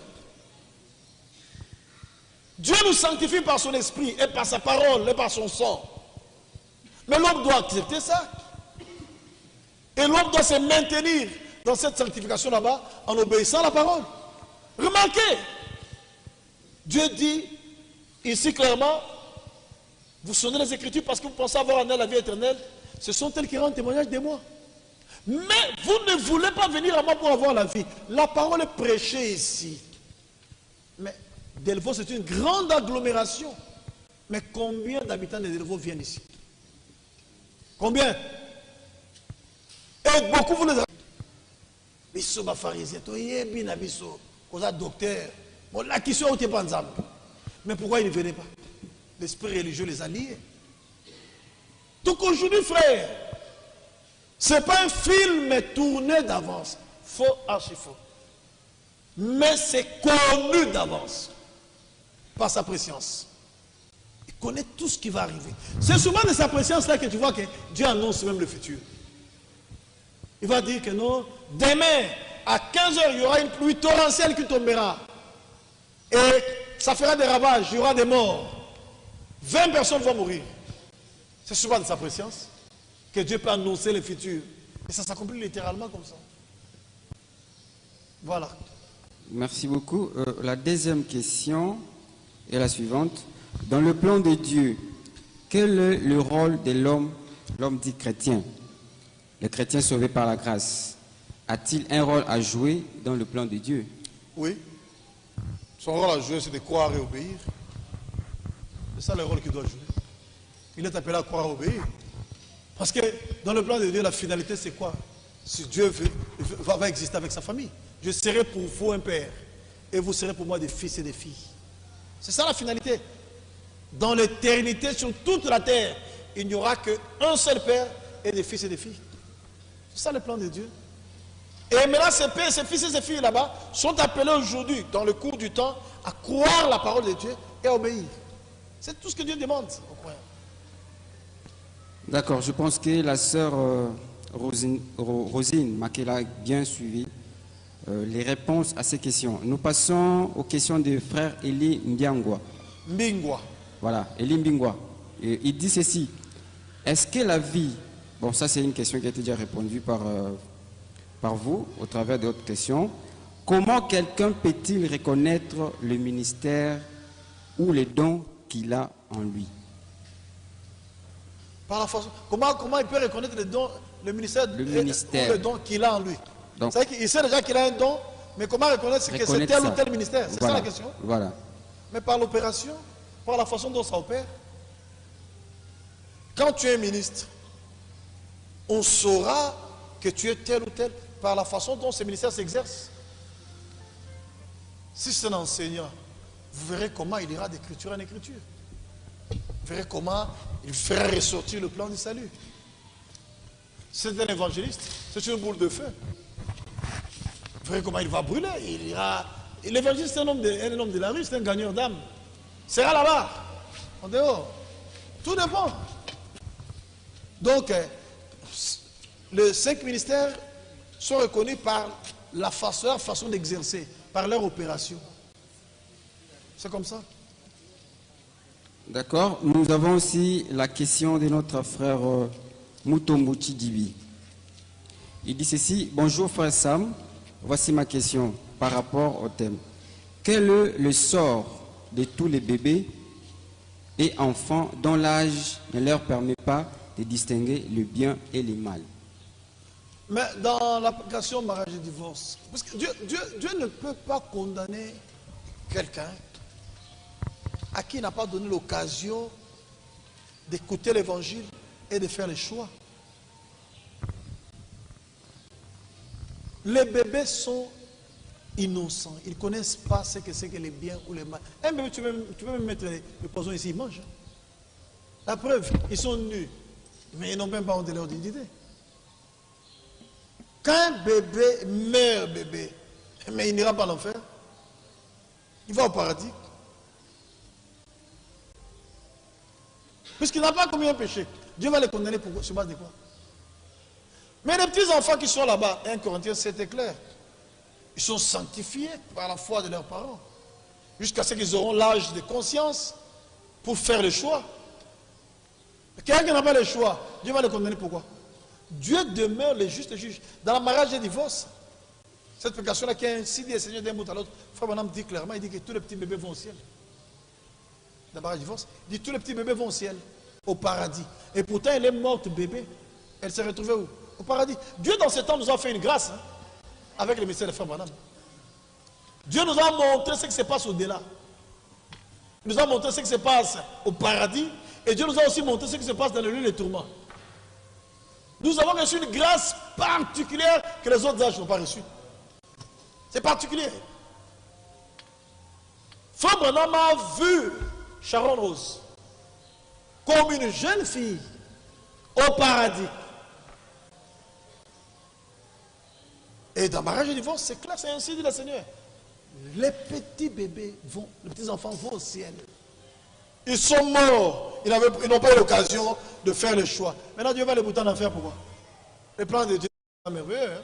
Un plan de bonheur. Hein? C'est ça le plan de Dieu. Le malheur est entré avec Lucifer par le serpent ancien qui a séduit la femme. C'est là où l'histoire du malheur a commencé. Bon, auparavant, il n'y avait pas de malheur. D'ailleurs, le mot Éden signifie lieu de délices. Quand Dieu a formé ses enfants, il a planté un jardin qu'il a appelé lieu de délices. Et il a pris ses enfants, il les a placés dans le lieu de délices. Pour montrer à ses enfants ses intentions envers eux. Je ne crois pas qu'il y ait un papa qui engendre les enfants et qui veut que ces enfants-là deviennent des malheureux, des chègues et ainsi de suite. Non, aucun papa. Mais ce sont ces enfants-là, par leur joie qu'ils opèrent, qui font qu'ils deviennent des chègues et autres. Il y a un philosophe qui a dit que l'homme n'est bon, mais c'est la société qui les corrompt. Voilà. L'homme n'est bon, mais c'est la société qui les corrompt. Mais la Bible aussi le dit dans Ecclésiaste. Voici ce que j'ai trouvé. C'est que Dieu a fait les hommes droits, mais ils ont cherché beaucoup de détours. Ce n'est pas Dieu qui a créé des détours pour les hommes. Dieu a fait les hommes droits, mais les hommes ont cherché beaucoup de détours. C'est ça. D'accord. Toujours dans la même optique, il dit pour le point B, qu'en sera-t-il pour nos ancêtres qui sont morts sans connaître Dieu? Mais ils ont péri. Ceux qui ont péri, la Bible le dit clairement ici dans Romains. Hein? Romains, ils avaient la loi de la conscience à cette époque-là. Nos ancêtres. Romains, je crois, Romains 2. Hein? Attendez, je vais retrouver ça. Voilà.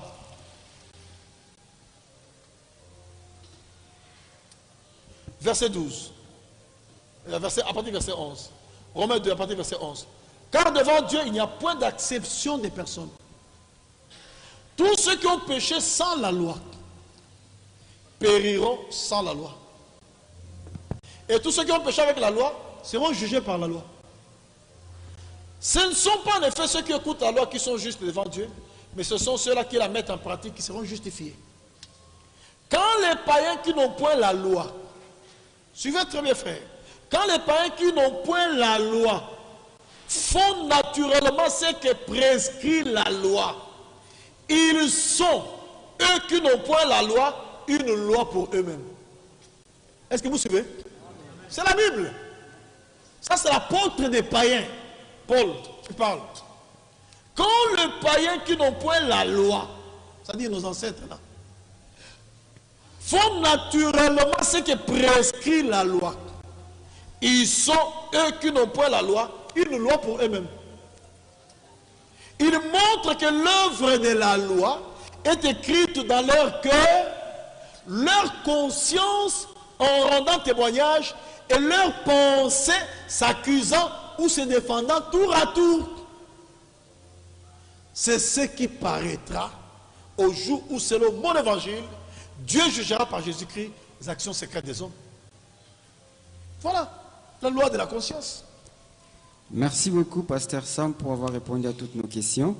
Nous allons alors remettre la parole à notre frère Paul pour la clôture de cette émission. Merci beaucoup. Est-ce qu'on peut acclamer pour cet exposé combien important? Ah, oui. Faut que je prenne combien? 5. Ça peut être possible. 10. 10, ça va. Ouais. D'accord. Je prends 5, les 12 là, vous allez les jeter où? Ben parce qu'on ne devait pas faire des heures en principe. Ah bon? C'est pas 2 heures l'émission? C'est 2 heures du temps l'émission. 2 heures. Allez-y rapidement. Merci. Je devais lire quelque chose. Je lis une écriture, vous allez écouter, qui peut sembler contredire cet exposé, mais qui ne contredit pas cet exposé. Romains 9. Je commence au verset 11. J'irai jusqu'au verset 23. J'attendais qu'on me pose ça comme question, mais on ne l'a pas posé. Je vais lire, et je vais vous lire maintenant ce que le Saint-Esprit dans cet âge a donné comme sens ou compréhension de cette écriture là-bas. Parce qu'il y a des gens qui se perdent là-dedans. En tout cas, en sortant d'ici, il faut comprendre que Dieu ne nous a pas élus sur base de sa volonté. Non, c'est sur base de sa préscience. Maintenant, écoutez. Mais en lisant, vous allez voir, ah, mais non, mais il y a une contradiction. Car, quoique les enfants ne fussent pas encore nés, suivez attentivement la lecture de ce texte ici.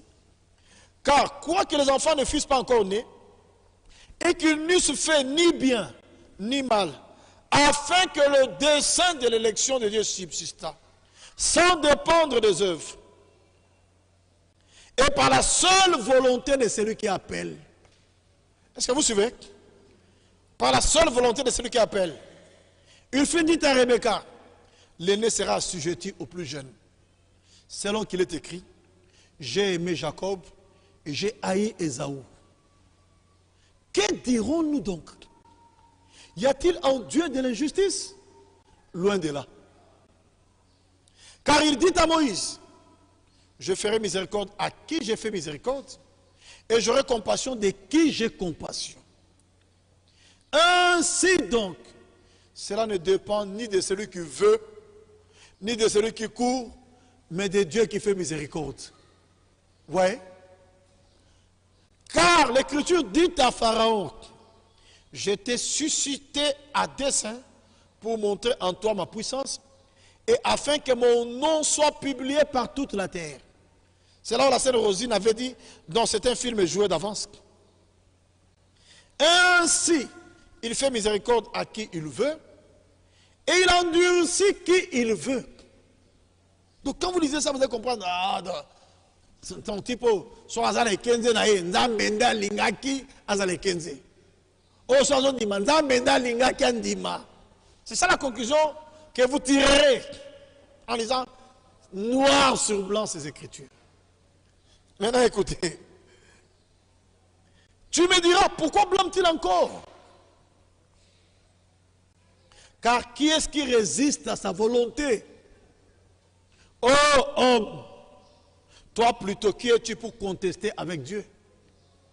Le vase d'argile dira-t-il à celui qui l'a formé, pourquoi m'as-tu fait ainsi? Le potier n'est-il pas maître de l'argile pour faire avec la même masse un vase d'honneur et un vase d'un usage vil? Et que dire si Dieu voulait montrer sa colère et faire connaître sa puissance, a supporté avec une grande patience des vases de colère formés pour la perdition? Et s'il a voulu faire connaître la richesse de sa gloire envers des vases de miséricorde qu'il a d'avance préparés pour la gloire. Vous avez suivi? Donc quand vous lisez ça, non, ce blanc, vous comprenez? Non, non, non. Donc, ceux qui ne l'ont pas fait,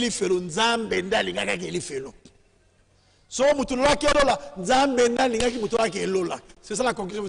Or, si vous avez de telles conclusions, vous passez par-dessus bord. Vous passez à côté du plan. Maintenant, écoutez comment le Saint-Esprit, dans cet âge, a expliqué Romains 9. que nous venons de lire. Je lis dans Christianisme traditionnel, page 154 et 155. L'élection n'a rien d'arbitraire. Dieu fait connaître sa volonté d'une manière évidente, mais il ne contraint personne à y entrer. Il a déclaré son intention par cette parole, qui veut que tous les hommes soient sauvés et parviennent. C'est quoi? La préscience. On n'a pas dit il voulait que tel reçoive le salut et tel le rejette. Non, il savait. C'est ça la base de l'élection, la préscience.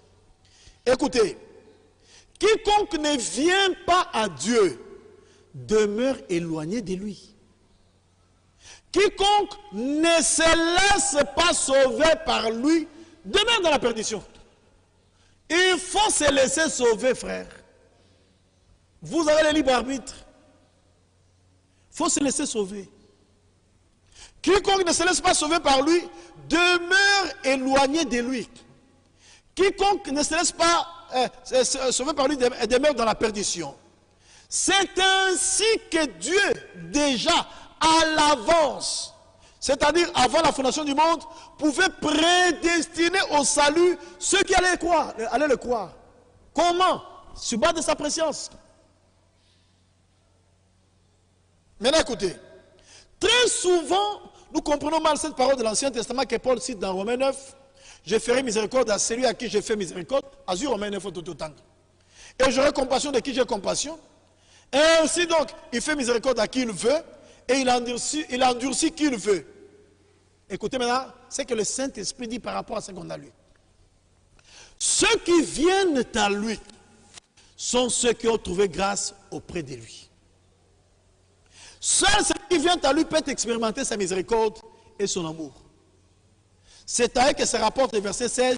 Ainsi donc, ce n'est pas de celui qui veut ni de celui qui court, mais de Dieu qui fait miséricorde. La miséricorde se manifeste à ceux qui viennent à lui, à ceux qui lui accordent leur foi. Mais quand quelqu'un refuse, sa miséricorde ne peut pas se manifester envers lui. Écoutez, cependant, celui qui ne vient pas à Dieu ne permet pas à Dieu d'user de miséricorde à son égard. Suivez très bien, frère, parce qu'il y a une grande séduction là-dedans, dans Romains 9. Écoutez, cependant, celui qui ne vient pas à Dieu ne permet pas à Dieu d'user de miséricorde à son égard. Celui qui ne vient pas et endurcit son cœur, Dieu à son tour le rend insensible et l'endurcit complètement. C'est pourquoi je vous avais dit dans mon introduction que l'endurcissement a un ancêtre. C'est l'incrédulité. Personne ne peut être endurci brusquement. Jamais. Même Pharaon, pour qu'il devienne endurci, Moïse a amené d'abord ainsi dit le Seigneur. Pharaon a douté de cet ainsi dit le Seigneur là-bas. Il n'a pas cru à ça. C'est pourquoi quand Aaron jetait la verge, ça s'est transformé en serpent. Pharaon aussi appelait les Jeannès et Jambres. Il jetait aussi des verges qui se transformaient en serpent. Parce qu'il était incrédule. Il a douté du ainsi dit le Seigneur sorti de la bouche de Moïse. Et quand Moïse a continué, il a fini par rejeter. Donc il y a d'abord ce schéma-là, l'incrédulité, le rejet et enfin l'endurcissement. Et l'endurcissement, c'est d'abord toi-même qui t'endurcis. Et Dieu vient maintenant t'endurcir complètement. C'est comme ça. Écoutez, celui qui ne vient pas et endurcit son cœur, Dieu à son tour le rend insensible et l'endurcit complètement. Ce n'est pas que Dieu ait renoncé à ses intentions primitives. Au contraire, il les réalise envers ceux qui viennent à lui et lui accordent leur foi. Il y aura un enseignement demain. Toute la semaine, il y aura un enseignement important. Invitez les gens. Que les gens viennent nombreux. Vous allez vous invitez 100 personnes, 2 seulement viennent. Et parmi les 2 là-bas, la parole a prêché, 1 seulement quoi? L'autre rejette. Où est la faute de Dieu dans tout ça? Il n'y a pas la faute de Dieu là-dedans. Chacun est libre de croire ou de douter. Chacun est libre d'obéir ou de désobéir. Il n'y a que deux paires de souliers. La foi et l'obéissance, l'incrédulité et la désobéissance. Donc, tant que vous êtes à pas, toi, écoutez. Ce qui est écrit, puisque vous avez un parlement, mais on a parlé de vases de colère préparés pour la perdition. Bien, le Saint-Esprit a répondu. Ce qui est écrit plus loin au sujet de la colère de Dieu et des vases de colère destinés à la destruction concerne de nouveau ceux qui demeurent incrédules, qui ne veulent rien avoir à faire avec Dieu et sur lesquels la colère de Dieu demeure. Bien qu'à proprement parler, en Christ, elle a été enlevée de dessus les hommes. Il y a des personnes qui refusent l'acquittement de leurs dettes. Na Golgotha nzamba futa nyongwalisum. Pona mokili mobimba.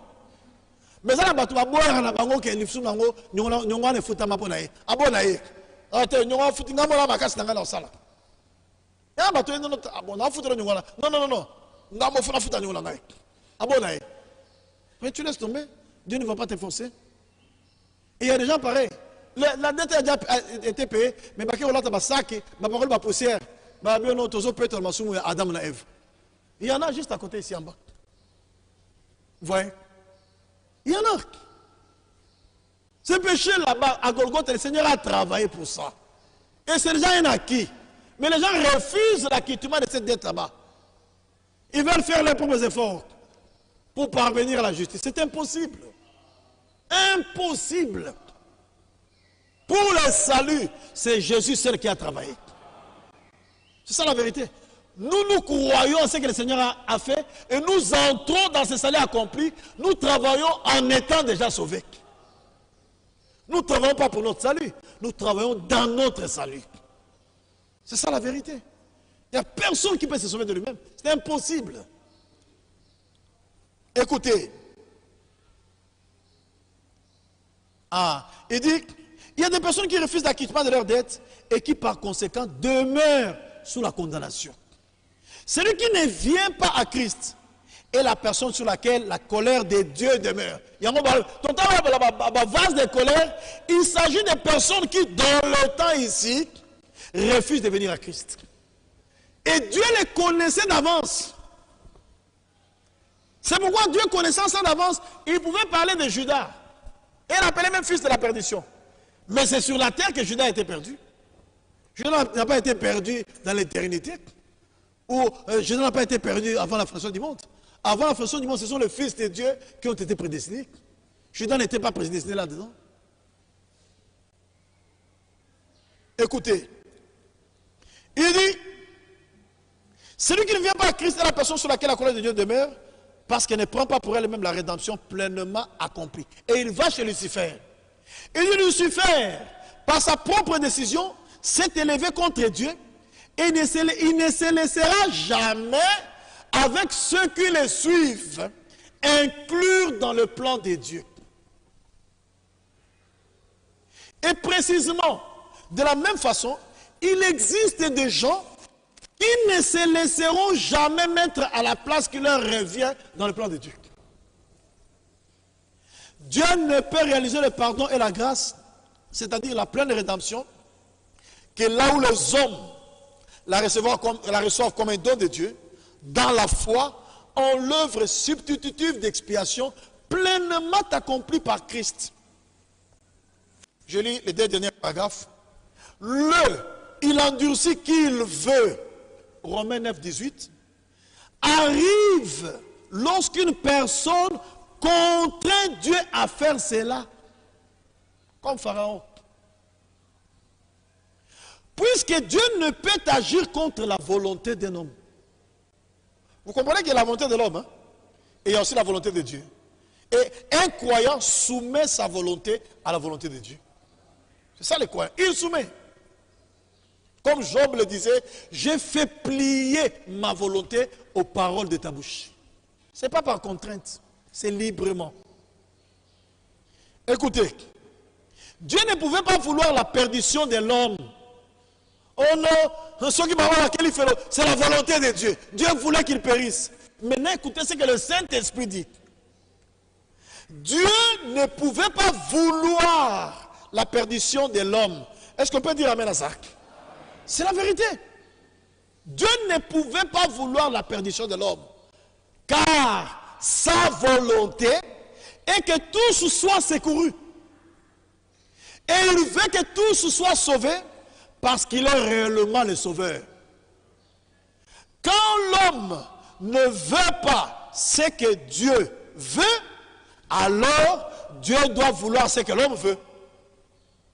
Dès le commencement, Dieu a doté les hommes de ses libres arbitres.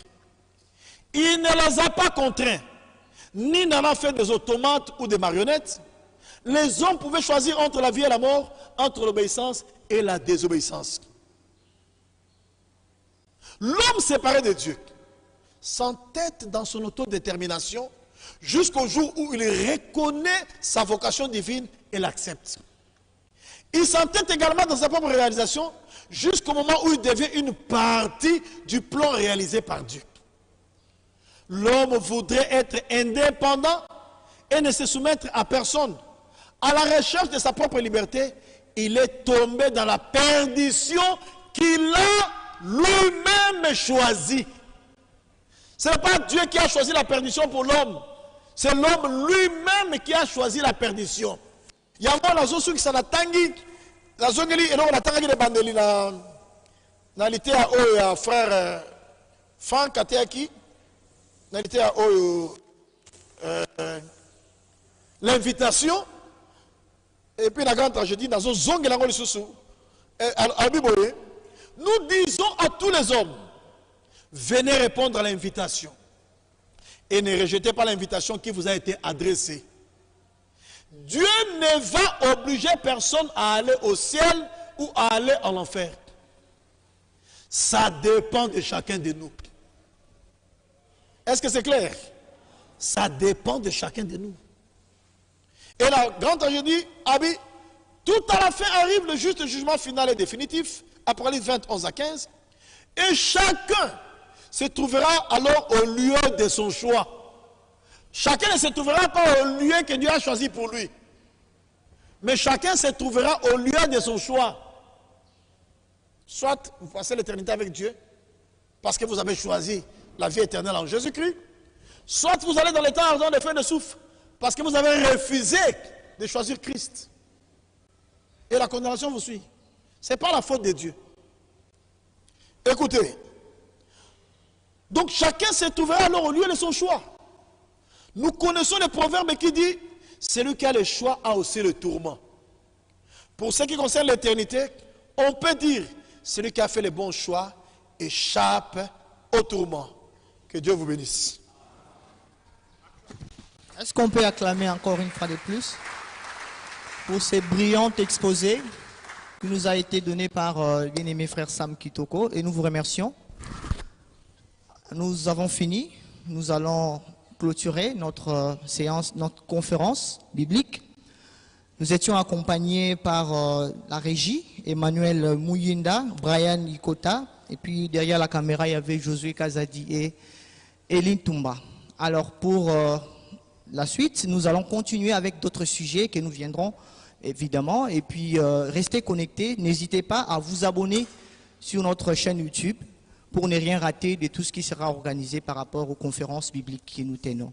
Pour le reste, que Dieu vous bénisse et très belle soirée à tous.